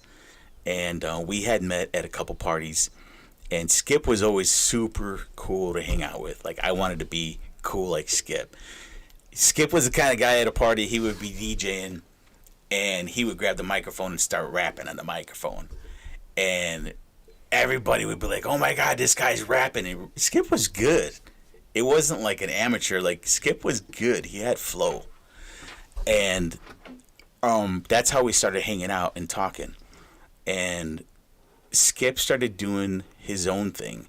He started doing his own parties, so he booked me for his parties, and that's how we became friends. So fast forward. So anybody who says like, oh, you met Skip through SNS and you just met him 10 years ago. No, try 35, 40 years ago that I met Skip. That's how long we've been friends. But it's funny because everybody back in the 90s was telling me, you need to produce music. You need to produce music. You need to produce music. Here I'm at the Winter Music Conference. People telling me, you need to produce music. You need to produce music. And I was kind of like, I'll get to it. I'm having fun. I'm DJing. I'm young. I'm flying here, flying out. I'm here with you guys, and I didn't produce any music, so what's the hurry? And so time goes by, and I had actually started to produce music when I was in the 90s and 2000s. I got an MPC. I got all that stuff. I got all the equipment. I was going through some changes and wind up getting all my equipment stolen. Oh. MPC, turntables, records, everything. It was a time period where I was just like, okay, you know what? Wasn't meant to be. I'm just not going to do this. And I let time go by. And later on, obviously, if it's true love, it'll come back to you. It came back to me, and I wanted to make music. I wanted to do it. I wanted to make the music that I wanted to play. And I started producing music, started making music. But I wasn't telling people. I was just making it and making it and making it. And I ran into Skip. And Skip actually sent me, I think he sent me an invite to the History of House. And he's like, yo, come hang out, this, that. And I was like, oh, okay, yeah, and we connected, we were talking. He put me on the promo list for SNS. And I started getting all these promos, and I'm like, this is pretty cool.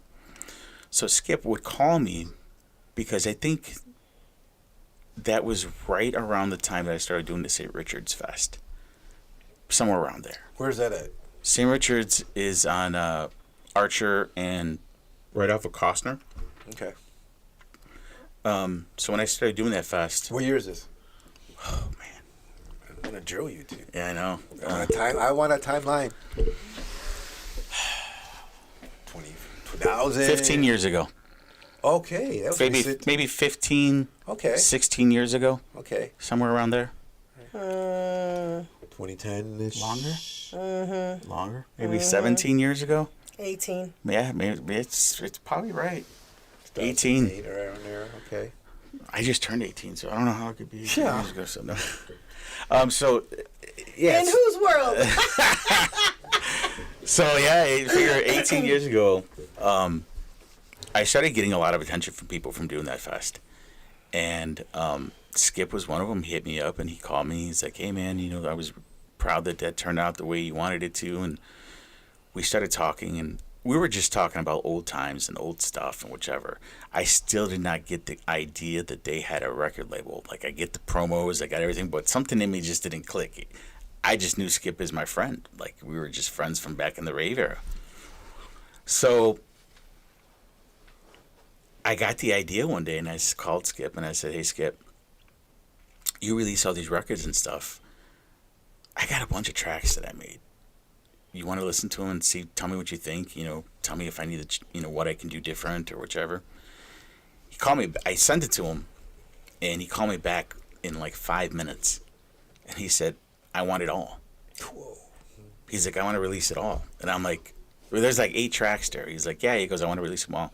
He said, let's do a big EP. And I was like, really? I'm like, no. I don't want to. I don't want to just throw an album out there. Like, that doesn't make any sense. He's like, all right, cool. He's like, let's just do a 2-track EP and we'll space it out. We'll start releasing music for you and whichever. And that's how I started. Which was your first track? Which were the first 2 that you released? Man. And what kind of music was it? This is Disco house. House? Underground house, disco house. Okay. I want to say the first EP I gave him was "See Me Dancing" or something like that, and it did okay. I mean, I was grateful that I was finally starting to get music released out and whichever. Under what name did you go by as an DJ artist? 3J. Okay. I've always been DJ 3J. Okay. So the opportunities grew over time. I was, releasing music consistently with them. Me and Skip grew really close. Obviously, Steve So Curly. We became really good friends. Steve So Curly. Yeah. Yep. So how does Patrick fit into all this? It's a name dropper right here. You guys got all the Give good me, stuff. give me the shorter versions here. There are no shorter versions. I called Patrick one day while he was in a Burger King drive-thru. That's what happened. Out of nowhere. Out of nowhere. I think it was Burger And King. what were the words? He was pissed off at the time because he got cheese on his burger. I'm joking. It's an inside joke. But he hates cheese on burgers, by the way. So if you want to make his day, put one. Give him one. I ain't cooking for you. But, yeah, so me and Patrick, so somehow I had gotten a hold of either a mix or a track that Patrick had made. I think it was a mix. And I called him. I got his contact, or I sent him a message or something, and we talked on the phone. He was literally in the drive-thru doing something. And I told him, I said, hey, I really like your mix. I think it's good, and I think it's a good fit for the St. Richard's Fest. Would you come and play? And that's how we connected. That was the first time we connected and started talking. It was, he said it right there. It was one of his Facebook Live videos. Mm-hmm. I don't know who you call mofo. It better be him. Oh, look, he said I was in the drive-thru. No, I don't remember. Somebody was in the drive-thru. And he was at Portillo's, It's not funny. Burger King. I have a lot of conversations with people in the drive-thru. Every time I talk to Skip, he's in the Starbucks drive-thru. But anyway, so that's how me and Patrick connected. We started connecting with, I booked him for a couple things, and Tony, I thought that Patrick was super talented. In my opinion, I was wondering why people weren't doing more with him. Like, the guy can scratch, he can mix, he can produce, I'm tell you something. You don't want to mess with him on the decks. I'm just telling you right now. Anybody who thinks, oh, Patrick's just a producer, or he's just the quiet guy, or he's this, yeah, okay. Go ahead and step yourself up to those decks no, he right ain't there. quiet. Me and him had judged a DJ competition over at what was that place, son? What was that place, Patrick, over in Berwyn? I forgot what it was. Adam threw it though. I forgot what the place was, but yeah, me and Patrick were judges. We didn't have the same opinions. So at this point, 3J, you're already an established producer before you met Patrick? Mm-hmm. Okay, so you know the ins and outs of the industry and all that stuff. Yep. You heard his sound. Hey, this is a good match Yes. for us. And then what? So, yep, I was already established. Patrick was established too. He was putting out releases. And I had... This is what happened. This was the conversation. This is how it started. This is how I started my own record label. Skip told me one day, he said, yo, we can keep releasing your tracks. We love them. But we want to see you grow. I'm going to give you some advice and give you a guideline of what you need to do. I'm not going to tell you. But I started getting to work and doing it. And I was working my ass off, sending tracks to new labels, and I was getting rejected left and right. I'm not gonna lie, I was getting rejected left and right. And I thought to myself at one point, like, okay, was this just a homeboy hookup? Skip was just doing me a favor, and he was just doing it because we were friends, and he was releasing my music because he believed in it, because it was me, or because of the actual sound. And at that point, I started questioning myself, and I said, well, maybe something's wrong. But obviously everybody in the industry knows that some things can be cliquish. So sometimes when you're in, you're in. And when you're trying to get in, you got to keep trying to get in, keep trying to get in, keep trying to get in until something finally hits where they say, okay, you know what, we like this one. We're going to let you in. So I went through that for a while and I was frustrated. And finally, I had reconnected with Hatiras. And me and Hatiras were talking. And I said, hey, he had just released his first release on his label Space Disco. And I heard the sound and I was like, this is totally 90s funky disco house. This is what I make. I sent him my tracks and he picked out 2. He picked up that first one, which was the Funk Brothers. And that one, that was my second track that got picked up by another label, outside label, besides S&S, and hit the charts. When it hit the charts, I was just like beside myself, like, oh my God, like, this is actually happening. Like, it's finally happening. Like, somebody liked what I made, and it's actually on the chart. It's actually starting to happen. Now, it had happened with Skip and S&S. I had gotten on the charts with them, but after I had started branching out to all these other people, it was hard. But I tell you what, after that Space Disco release and after I got on the chart, after that, I was sending my stuff to people and they were actually replying to my emails. And they were starting to say, hey, this one's not a good fit for us, but send us another one, whichever. So that kind of was the breaking point where people started to notice me a little bit. So how many tracks have you had so far? I knew that one was coming. Me and Patrick argue about this all the time. I don't know. That's a great answer. I don't know. Patrick, since you seem to be answering all the questions on the other side of this mic, can you give us an idea?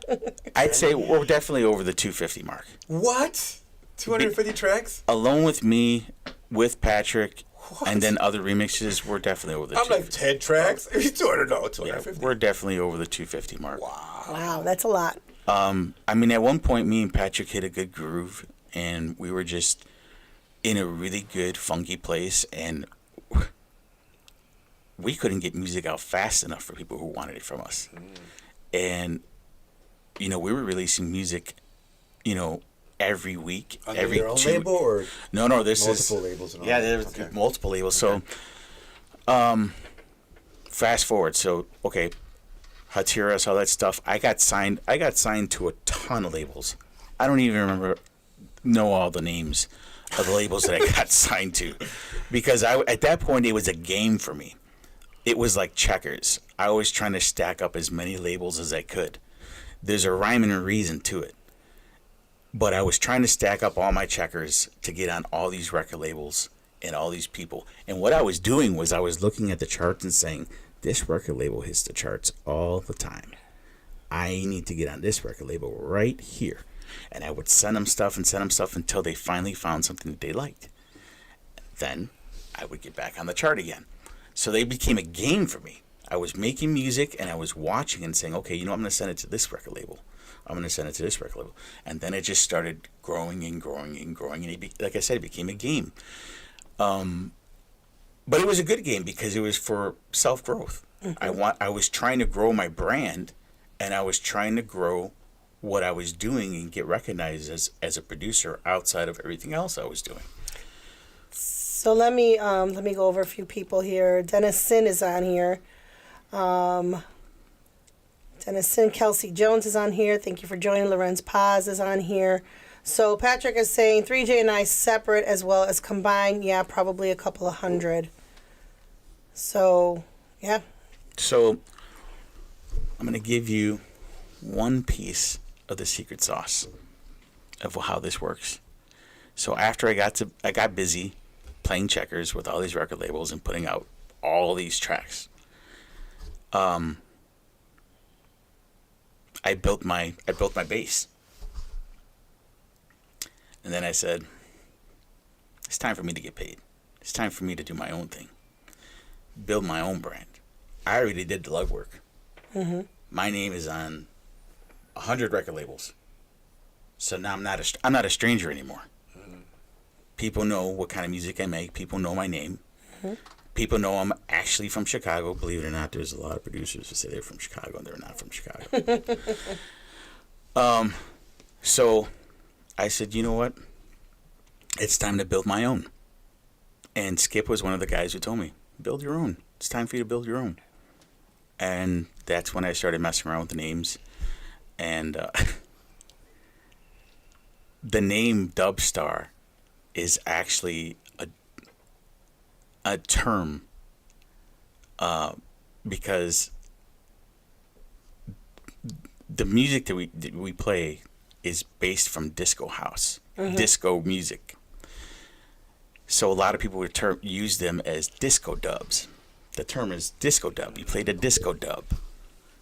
So I took that and I said, well, everybody says it's a disco dub, a disco dub. Well, how about a dub? And I started playing with the word dub, and I wanted it to represent Chicago. I wanted it to be authentic Chicago sounding house music. And when I wanted to do the Chicago Star, so I actually had to dub and a star, and I was trying to put the actual word D-U-B with a star. And I was trying to figure out how to do that, and then I just said, you know what, Dub Star. And I put the star in there and whatever. And I sent it to Patrick, and I'm like, what do you think? And he's just like, yeah, that's brilliant. That's pretty freaking cool. Yeah. And I said, yeah, I want it to be like what the label is about. It's disco dubs, Dubstar. So, you know, we're the stars of disco. You know, like, you know, like, yeah, like yeah. It's this genre. Yeah, the genre, right? The genre. Right. Okay. And the Chicago Star just was the icing on the cake to the actual name, Dubstar. And that's how it started. Makes sense. Patrick was the first release, I think, on Dubstar. It wasn't even my own track, I don't think. I think it was Patrick was the first one. Oh, wow. And it's funny because when I was going through getting my distribution and all that stuff and all the stuff that you do when you start a record label, I was asking Patrick all these questions like, what do you think about this? Or what do you think it's the mastering that makes it? Do you think it's you know, the promotion? And Patrick was like, I don't know. He was like, I don't know. And I was just like, dude, it's like, this guy's a lot of help. Like, he doesn't tell me with anything. He doesn't know nothing. So we were definitely just experimenting, getting our feet wet with making it happen. And, yeah, Patrick was the first release. I wasn't even their first release on my own label, but Dubstar, that's how it started. So how long have you had this label? 6 years, Patrick, maybe. Okay. 7 years. Pretty fresh. 7? No, it's longer than that. We were just talking about this. We're in 2026. So 7 years? Okay. 7 years, maybe? Okay. So let's move outside of the record label and outside of the tracks, and let's move forward. How did you start getting into doing the Cicero Fest and these parties? It's huge. And hooking up with Dave C. Do we have to talk about Dave? No, not today. Let's do that next part 2. So Cicero Fest started because of St. Richard's. Okay. The guy who is actually doing, his name is Eddie, who was doing the Latin part of Cicero Fest. Mind you, this is the Cicero House Fest on the street. This isn't the one in the parking lot. There's a difference. So what is yours officially called? Cicero House? So mine's actually called the Cicero House Music Fest. Cicero House Music Fest, okay. Yeah. So at the St. Richard's Fest, this guy comes up to me and he says, "Hey, Jesus, Manny said that you're the guy I need to talk to." And he starts telling me that he does his fest in Cicero, and he's like, "Can you do this in Cicero for me?" And I said, "Yeah." Let's do it. When? He's like 3 weeks. And I was like, 3 weeks? I was like, holy cow. Like, all right. I'm like, call me Monday. Let's talk about it. We pulled the first one off like in like 3 weeks. Literally. Get all the And- permits on that, or he already had them? Yeah, he had pulled permits. Okay. So we had talked, and he learned that I was well versed in pulling permits and doing everything, and I also had relationships in the town of Cicero, so I could make some pretty cool phone calls to some of the board members and get some things done pretty quick. So the relationship was good right off the bat, and after the first one that we did, now everybody did this to me. I don't know why they did this to me. Nobody believed in me. Nobody believed that I can pull off the House Fest. Not even St. Richard's the first year. Nobody. Cicero, so the church in Cicero and the organizers at that time, they gave me, I think it was a Wednesday or a Thursday, because they Night too. their opinion was that the Latin music was bringing more people than what I could do. And when they came and recruited me from St. Richard's, and that at that time St. Richard's was massive. I mean, like massive. There's a West Fest on the north side. This was the West Fest on the south side. And I'm not saying it because I came up with that. Steph actually told me that one day. She said, now the south side has a West Fest. Yeah. With St. Richard's Fest. And it was I remember saying that. it was so cool and so humbling to hear that, because I'm a fan of West Fest. And it's humbling to know that you created something over the years that's grown to be that big. So anyway, they gave me it was like a Wednesday or a Thursday for Cicero. And they thought that, my crowd was not going to be as big as the Latin bands and everything else. So they gave me that day. And guess what happened? Our crowd was probably as big as their Latin days or whichever. So they kind of were like scratching their heads like, okay, maybe we need to rethink this. Then they moved me to like a Thursday. Then they gave me a Sunday. And I said, perfect. Sundays are perfect. Let's do that.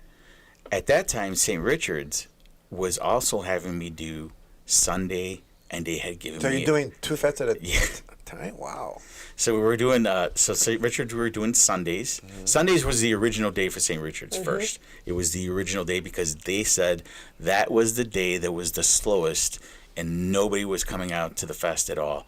And they wanted to see what I can do and help them out with getting people there. And that blew up.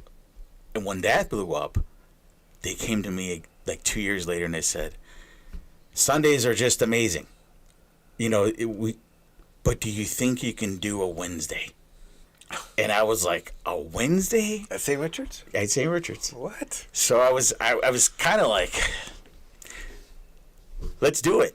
Let's give it a shot. So I figured I'm gonna load up everything I can into this Wednesday, and I'm gonna give it the 1-2 punch with the lineup, and I'm gonna give them something that they're not gonna see on a Wednesday and not be expecting. And I think the first one on Wednesday, I want to say I did Tim Spin and Schomer, Gino Romo, and just a whole bunch of others. Let me tell you something. That Wednesday, I was scared. I still think that Wednesday, there was more people there on Wednesday than there were on Sunday. When I seen the amount of people there, and it was so funny because people were coming. If you were there at at St. Richard's, there were a lot of festivals for St. Richard's that we did that the police department would come and they would start shutting down the streets 2 blocks around, 3 blocks around, so that nobody else can keep coming into that festival. That Wednesday was one of them. The police commander came out to me and said, "This is unbelievable. There's thousands of people here, and it's 6 o'clock on a Wednesday. We need to turn this down." And I was like, hey, whatever you guys need. I'm like, we're not trying to work against anybody. We're not trying to cause chaos and panic. We're just, I said, but let me just tell you something. You turn this down and you start trying to end this early, you might upset those people, and you're going to get the reverse reaction. And he's just like, yeah, you're right. He's like, all right, let's keep an eye on this. And the church staff was just like out of their minds. Like, there were so many people there on a Wednesday. I They have the ran picture. out of beer. Yes, yes. On a Wednesday, they ran They out ran of out of beer. and it was early. It was like 7, 8 o'clock. And Now, did you charge for?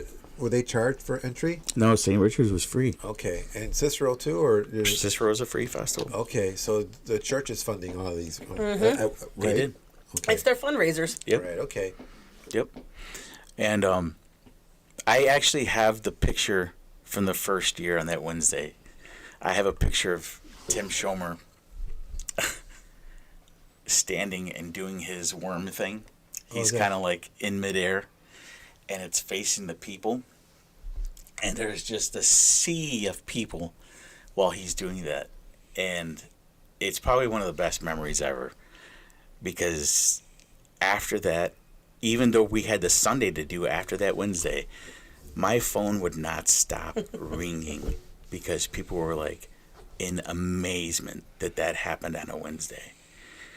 And I said, when you have a good following and you do good things will happen. And I'm a firm believer of that. If you do good things and you do them for a good reason, and you do things out of love, good things will happen.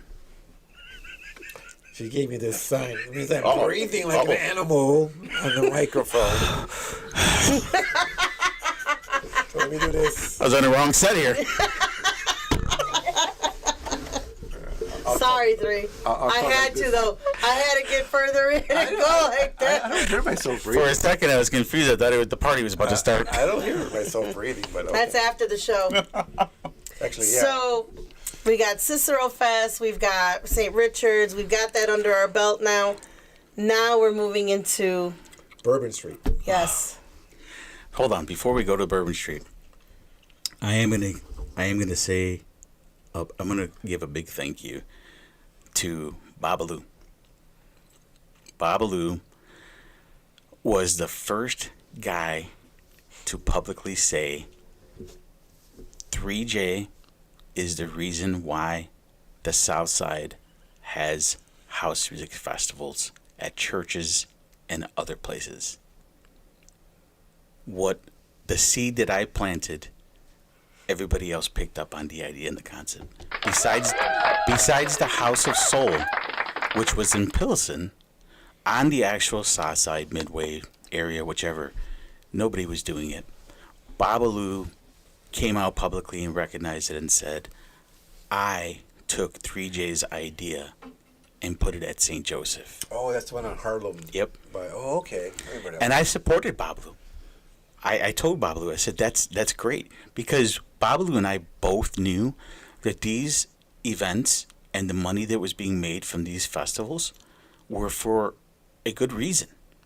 They were going to the Catholic Church and they were going to the Catholic school to Yep. help keep them open. Yeah. Anybody who's paying attention right now to the Catholic schools, They're shutting down. I don't know if you guys just heard, but I'm kind of heartbroken. St. Richard's was listed this year Yeah, it was. as one of the churches that's going to be closed. And I ain't gonna lie, I'm mad as hell because I was one of only 4 people who brought that gymnasium together at St. Richard's because I was mad that these kids did not have a gymnasium. So I was one of 4 people who protested and kept advocating that those kids needed a gym, and that's why they got it. So Hate to see it it's close down sad. now. Yeah, Yeah. now Wow. it's sad that you know they worked this hard because that gym is not that old at all. It's fairly new. It's, Yes. I don't. So I mean it's sad. It's extremely sad the way that these places are closing down, but yeah, it's terrible. And the fact that these fundraisers that they are doing for these festivals is to keep the church alive, is to keep these programs alive, is to keep the community together. Because where are these people supposed to go? That's right. Where are they supposed to go to church? They don't have any place to go. I've got a church down the block. My sons attended there for all of their football lives, careers, and everything else. And they get one mass a week. We were just barely starting to entertain the Latino community because a lot of Latinos are over here now. And they just started doing the Arabic mass. And now you limit them to certain masses. So it's really sad how these places are closing down. And even on the north side, usually the north side never got touched. So I had a talk with one of the fathers one day because I was curious as to what was happening with the Catholic churches and what was, why they were coming up short and why they're starting to close. Well, not only that, but the people of our generation right now, they are not the generation of our parents and our grandparents. What I mean by that is that those people are faithful Sunday church Catholics. They were in that church every Sunday, not just on Easter, not just for the holidays. They were there every Sunday. That's how I was brought up. My grandparents and my dad told me I had to be in church on Sunday. If I can go out and party on Friday and Saturday, I can be in church on Sunday. If I wasn't there in church on Sunday, I was not going out the following week. Yep. Those were the rules. But they were hardcore Catholics. And over time, that just changed. To give you a perfect example, St. Richard's on a Sunday, if you didn't get there early, you were not getting a parking spot and you were not getting a seat in the church. Yep. And they did Hispanic masses and they did Polish masses. Good luck trying to get into one of those, because those were even worse because you'd have to be there an hour before to try and get a seat in the pew or something like that because they were so packed. Now, they went from having 400, 500, 600 people on a Sunday per mass to having like 30 or 40 people a day on a Sunday. So they went from having 1,500 to 2,000 people throughout the course of a day for 3 or 4 different masses in different languages. But again, do you realize how hard, and again, this is coming from my son's era. Father Tom did not want Spanish masses there. He did not? We had to advocate the years that my son was going there. I advocated along with 5 other parents, and then all of a sudden we started getting more and more petitions. Yeah. I don't think people realize how much it takes a community, how much it takes people to turn around and speak up for all Lithuanian Polish school to sit there and tell them, can you put a Spanish mass in? You got more Mexicans coming here. You got more Hispanics coming here than you do Polish. It took a long time. It probably took, when did we leave out of there? Maybe 2001, 2002 is when they finally put the first mass in. That's when I left. Yeah, it took a long time. But we're going to get away from that, and we're going to move forward. Bourbon Street. Bourbon Street is where we were at. I don't know how to answer that question about Bourbon Street. What gave you the idea to do it there? It's a nice place, right? You better tell them who you talk to. You better look to your left. It's a long story, God. Okay. Orange Crush. They do their annual fundraisers there. Orange Crush is also my family. My cousins, all the Orange Crush members. My dad played basketball with them at Petrowski Park. My dad, I found this out when my dad had passed. I did not know that my dad was one of the first DJs to play for the Orange Crush parties. So there was a heavy connection there. Family, relations. I would help the Orange Crush guys put some lineups together, help them promote a little bit, and we would do things.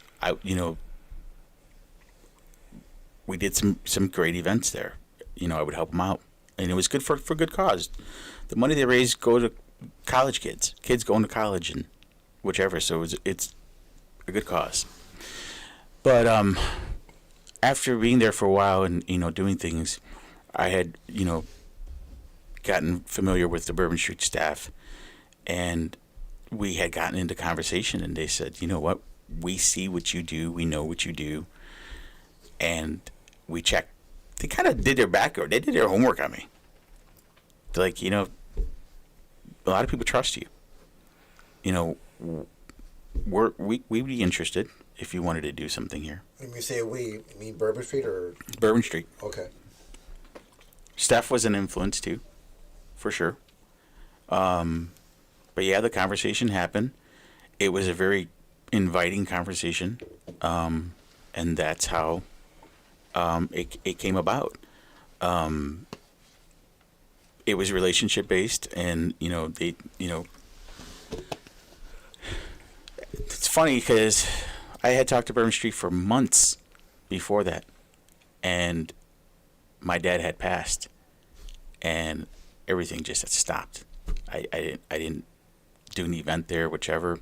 They actually contacted me, and they said, "Hey, we never heard back from you." And I said, "I'm sorry. I'm planning my dad's funeral. I didn't mean to ghost you guys at all."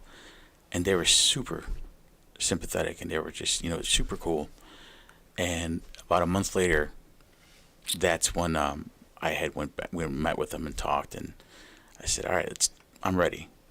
Let's do this." So yeah, that's what happened, and that's how Bourbon Street started. All I can tell you about Bourbon Street is that the staff is amazing, and their family. They've been great, and they've been very welcoming, and we have a good relationship, and we're talking about doing more. There's some good stuff coming for sure. That's what's important. Yeah. The good stuff. The good stuff. Yep. We got Gilbert Lopez on here, Sue Vargas, Barb Shea is on here. We are talking with the one, the only DJ 3J. You have a lot. I mean, I know you can go on and on and on and on your history of everything that you've done. I mean, the tracks, over 200 between you and I was like, we haven't even touched that he plays for the Bulls. I know. We haven't touched on that, but I know. It's like, how did you get involved with that? I mean, your hands have been everywhere. Like, I won't even go like a hoe, but they've been everywhere, man. Wait, so Like a hoe. it really is. It really is. I have to. There's a lot of industry friends, and there's a lot of friends that I've had for years, and they all tell me the same thing. 3J, I don't know how you do it. I really don't know. I can barely put on my pants and my shoes in the morning, they tell me, and go to work and function there, and you're doing a million things sometimes. The Bulls thing, I was nervous about that.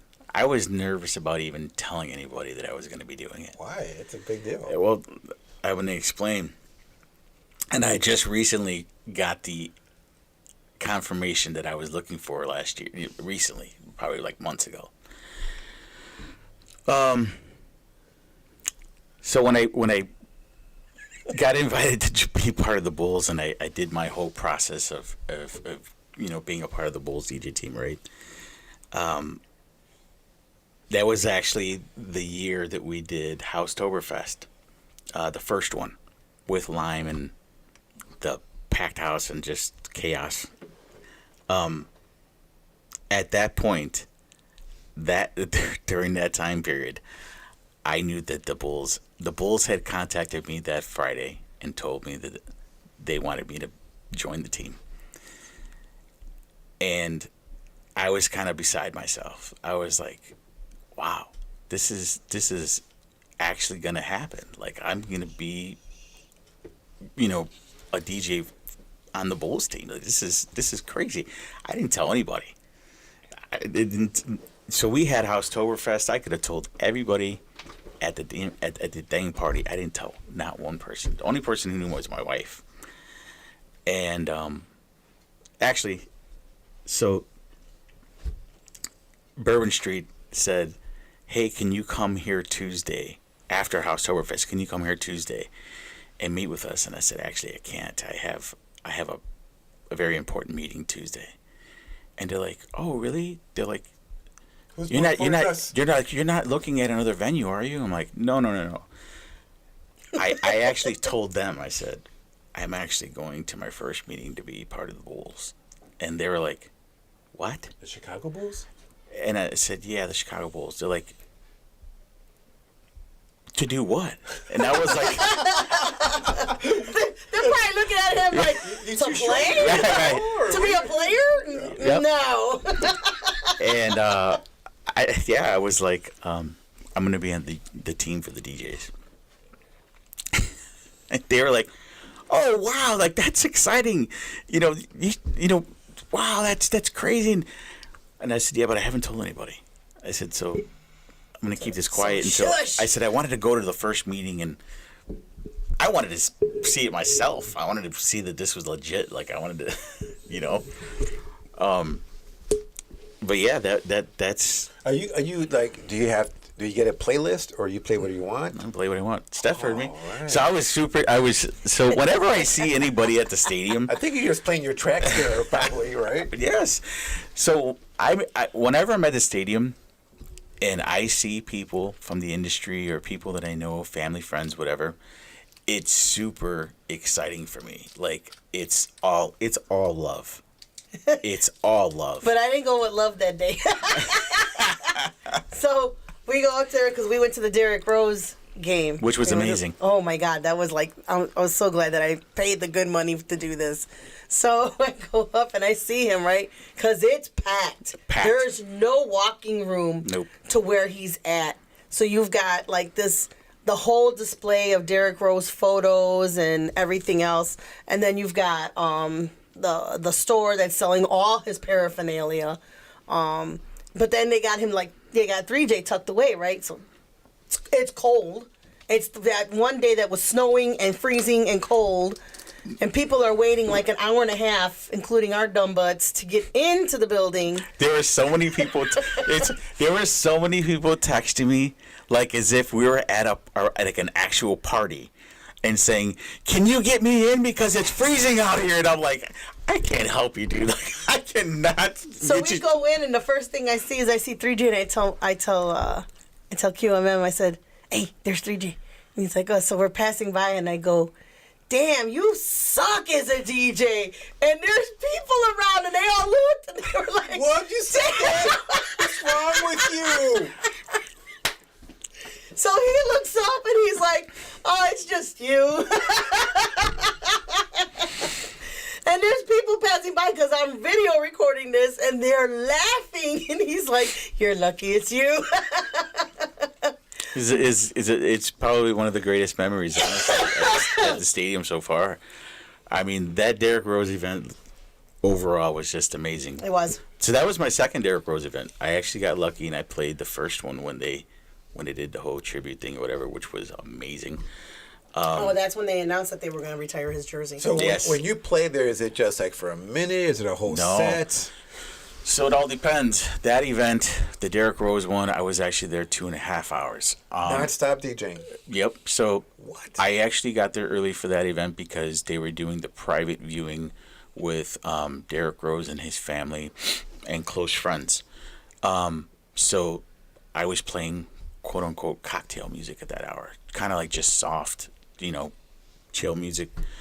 So super cool because I got to see like Derrick Rose, his family. I was hanging out with his kids, and do all that, meet his people, his family. So that was super cool to be there and do that. And then once the actual quote unquote party started, when the doors opened, they opened them a half hour early. So there was a 2-hour opening before the game started. Mm-hmm. And that's like, party's on. It's time to rock.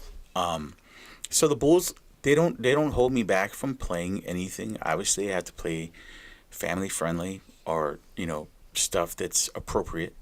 We're not paying, you can't play foul language or anything that's, bad But But how did suggestions. that all happen? Like literally, like how did that happen?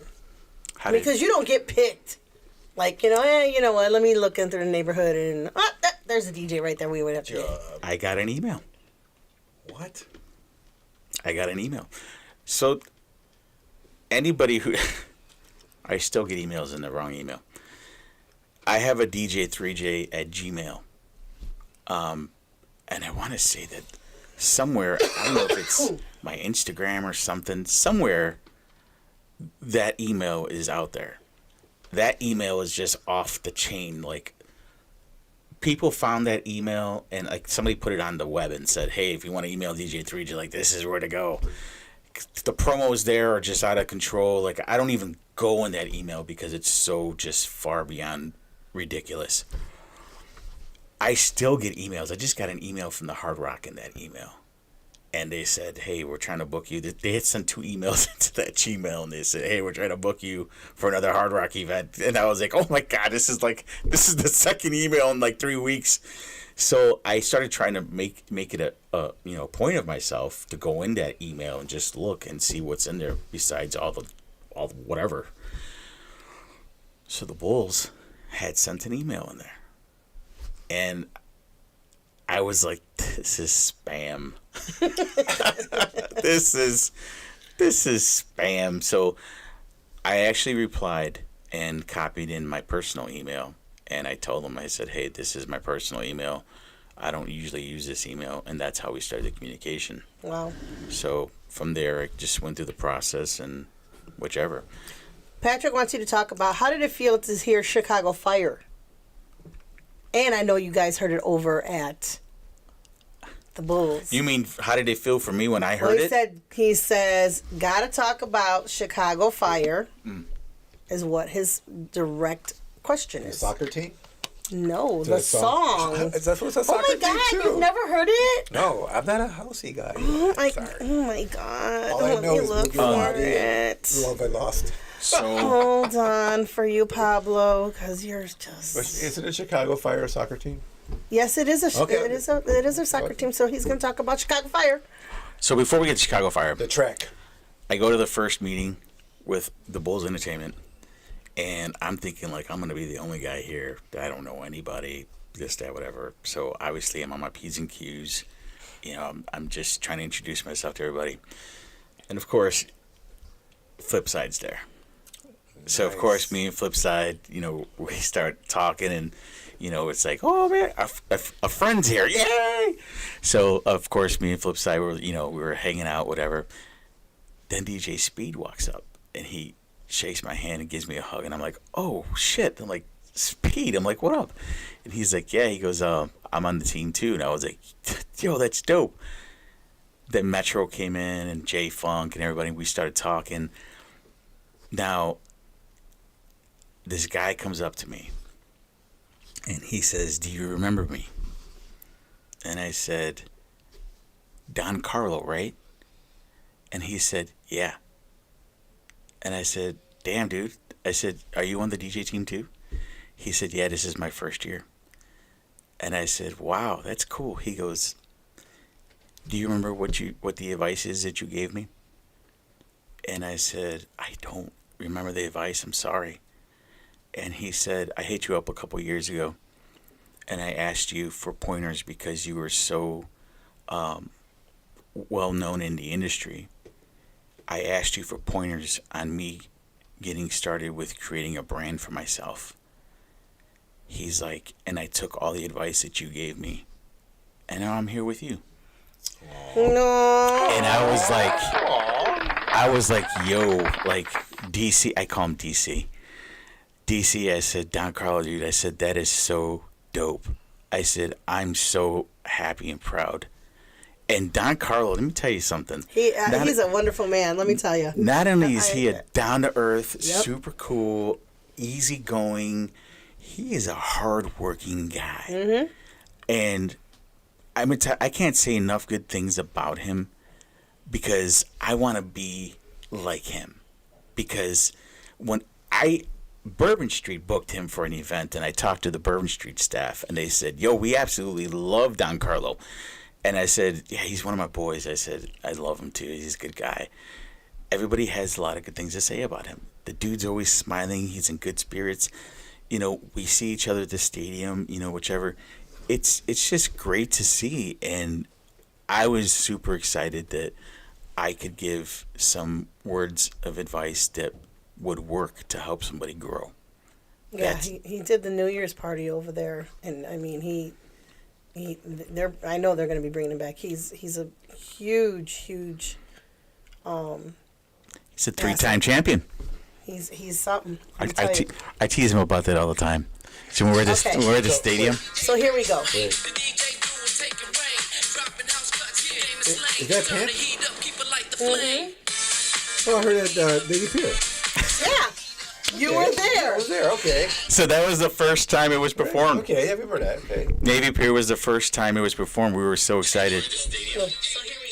So we were so excited with that Navy Pier event because me and Patrick were DJing for Gino Romo's event, and Pamp was performing. We had just made the track, and I don't know if we at that point we released. I don't think we released it yet. But Pamp wanted to perform it, and we're like, really? Like, this is gonna be dope. Like, he's gonna perform it at Navy Pier. We're DJing. He's performing. Like, this is gonna be like nobody's. So I actually hit up Gino and I said, "Hey, do you mind?" I said, "Me and Pamp were talking. We have this track. Do you mind if he performs it? We produced it, whichever." And he's just like, "Yeah, no, that's gonna be awesome."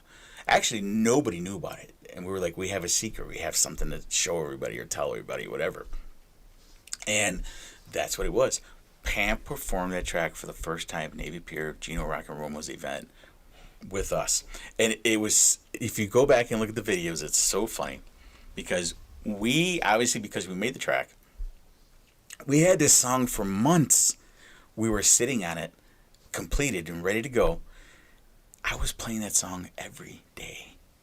Patrick was playing that song every day. Pamp was playing that song every day.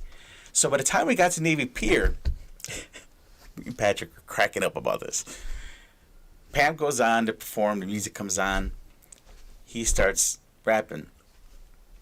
And I can't think. I'm having a moment, but he starts rapping. He starts saying everything. He starts performing the song. Me and Patrick are on the side of the stage, and we're reciting everything he's saying word for word. Now imagine nobody has ever heard this before, so people are kind of looking at us like, How do you know? the song? yeah, like these guys are rapping the same thing that he's rapping about, but he just said it's a brand new song. And Pamp even told us afterwards, he said, "Yo, I could hear you guys on the side of the stage saying all the words when I was saying them." And I was like, "Yo, I'm so sorry. I didn't mean anything."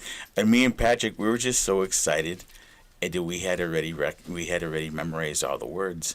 So like every time there was a this or a that, we were like, boom, boom. And we made the track, so we knew where the break was. We knew when he was gonna do this or he was gonna do that. So it was super exciting. Big ups to my deal, Gino Rock and Romo. Thanks for letting us do that there. Thanks for having us play. Thanks for having Pamp. Thanks for giving us the opportunity to put that out to the world for the first time in public. Gino, you're the best. So, since you mentioned the initials, DC, let's bring in Dave C. So I like the other DC better. You keep avoiding him. I like the other DC better. Nah, I'm just joking. So you guys you merged together, right? Last year? Mm-hmm. So what element, right? Underground element, Yes. does he bring to the production? I don't know how to explain that. Yeah, why did you guys have this merger? What did you see to make it bigger? I wanted to do more, and I wanted to. You got to go back to understand what I'm talking about now. Underground Element was originally started as Underground, obviously by the name, raves, this, that, whatever. Yes, he's finally talking about you, Dave. But I got you, Dave. I got tired of doing raves, and I got tired of what was happening, and I got frustrated, and I stopped. And I said, I'm not doing rave parties anymore. I'm not doing them. This is a lot of work, and it's a lot of frustration for a lot of things to go wrong. I'm not doing this. So I stopped, and I rebranded and started Underground Element. That's how we started doing St. Richard's and whichever. So that was the rebrand. Right then and there, that was the start of a rebrand of Underground Element. So Fast Patrick forward. says he introduced you to Dave. Yeah, I don't know if it was Dave Patrick. He said, fun fact, I introduced Dave to 3J. You might be wrong. Anyway, so fast forward, Dave was kind of like a hang around. I was like, dude, get the hell away from me, dude. Who are you? I'm not signing your record. No, I'm just joking. Dave was, he was hanging around with all the same guys, Reich, Patrick. I'm not going to mention the other guy's name because I really don't want to talk about him. But at the time, I had put some trust into somebody to be a partner with me or be a potential partner in the future, and that just went south. It went south, and I kind of shut my doors and said, that's why I don't work with people, and that's why I can't have a partner, because it's hard to trust people. And I was embarrassed and I was upset by what had happened, and it's not how I do things, and it's not what I was about. And the dumb part about it was that this person did it to people that I had relationships with for like over 30 years, and it's like, that was really stupid. Did you think I wouldn't find out, or do I think I wouldn't know about it? Anyway, Dave came in at the right moment. Dave was there. We were kind of talking. We were hanging out. Dave was printing shirts at the time. I was having him print shirts for me. So we got really familiar. We started networking. And funny story, Dave, Dave, where he works, my aunt was his boss. And I was like, Which aunt? What are the chances that was going to happen? Which aunt? Josie Cruz. She was the department head for transportation, City of Chicago. Yep. So Dave had actually come to a family barbecue, and that's where we kind of met. He met my family, whichever. It's kind of like the marriage thing. You come with my family, Yeah. Come How a lot of us were introduced to you. come with my family. It'll be okay, So yeah, he came. He came to the barbecue. Whatever. We hit it off. We were hanging out, and I really don't know what it was, but Dave and I both, when we first did our first event, it wasn't Dave as Underground Element. It was DC Entertainment and Underground Element. And then I told him, I said, that's kind of stupid. Like, if we're going to do this and we're going to be one unit, let's move as one unit. Let's put our resources together and let's do this the right way. Let's not be separate entities. That's whatever. And we hit the ground running. I can't even tell you all the details because we just hit the ground running. I mean, we were doing this, we were doing that, we were getting all the legalities put in place. We were doing everything. And Dave, I will tell you, is my better half of what the craziness. What I'm not doing, Dave is doing. What people don't see that I'm not doing or doing, Dave is doing. And I mean that. Because there's been a lot of times we've been tired, exhausted, mentally drained, frustrated. And Dave will come up to me and be like, I took care of it. I did it. Like, shit. Okay, cool. Let's move on to the next one. So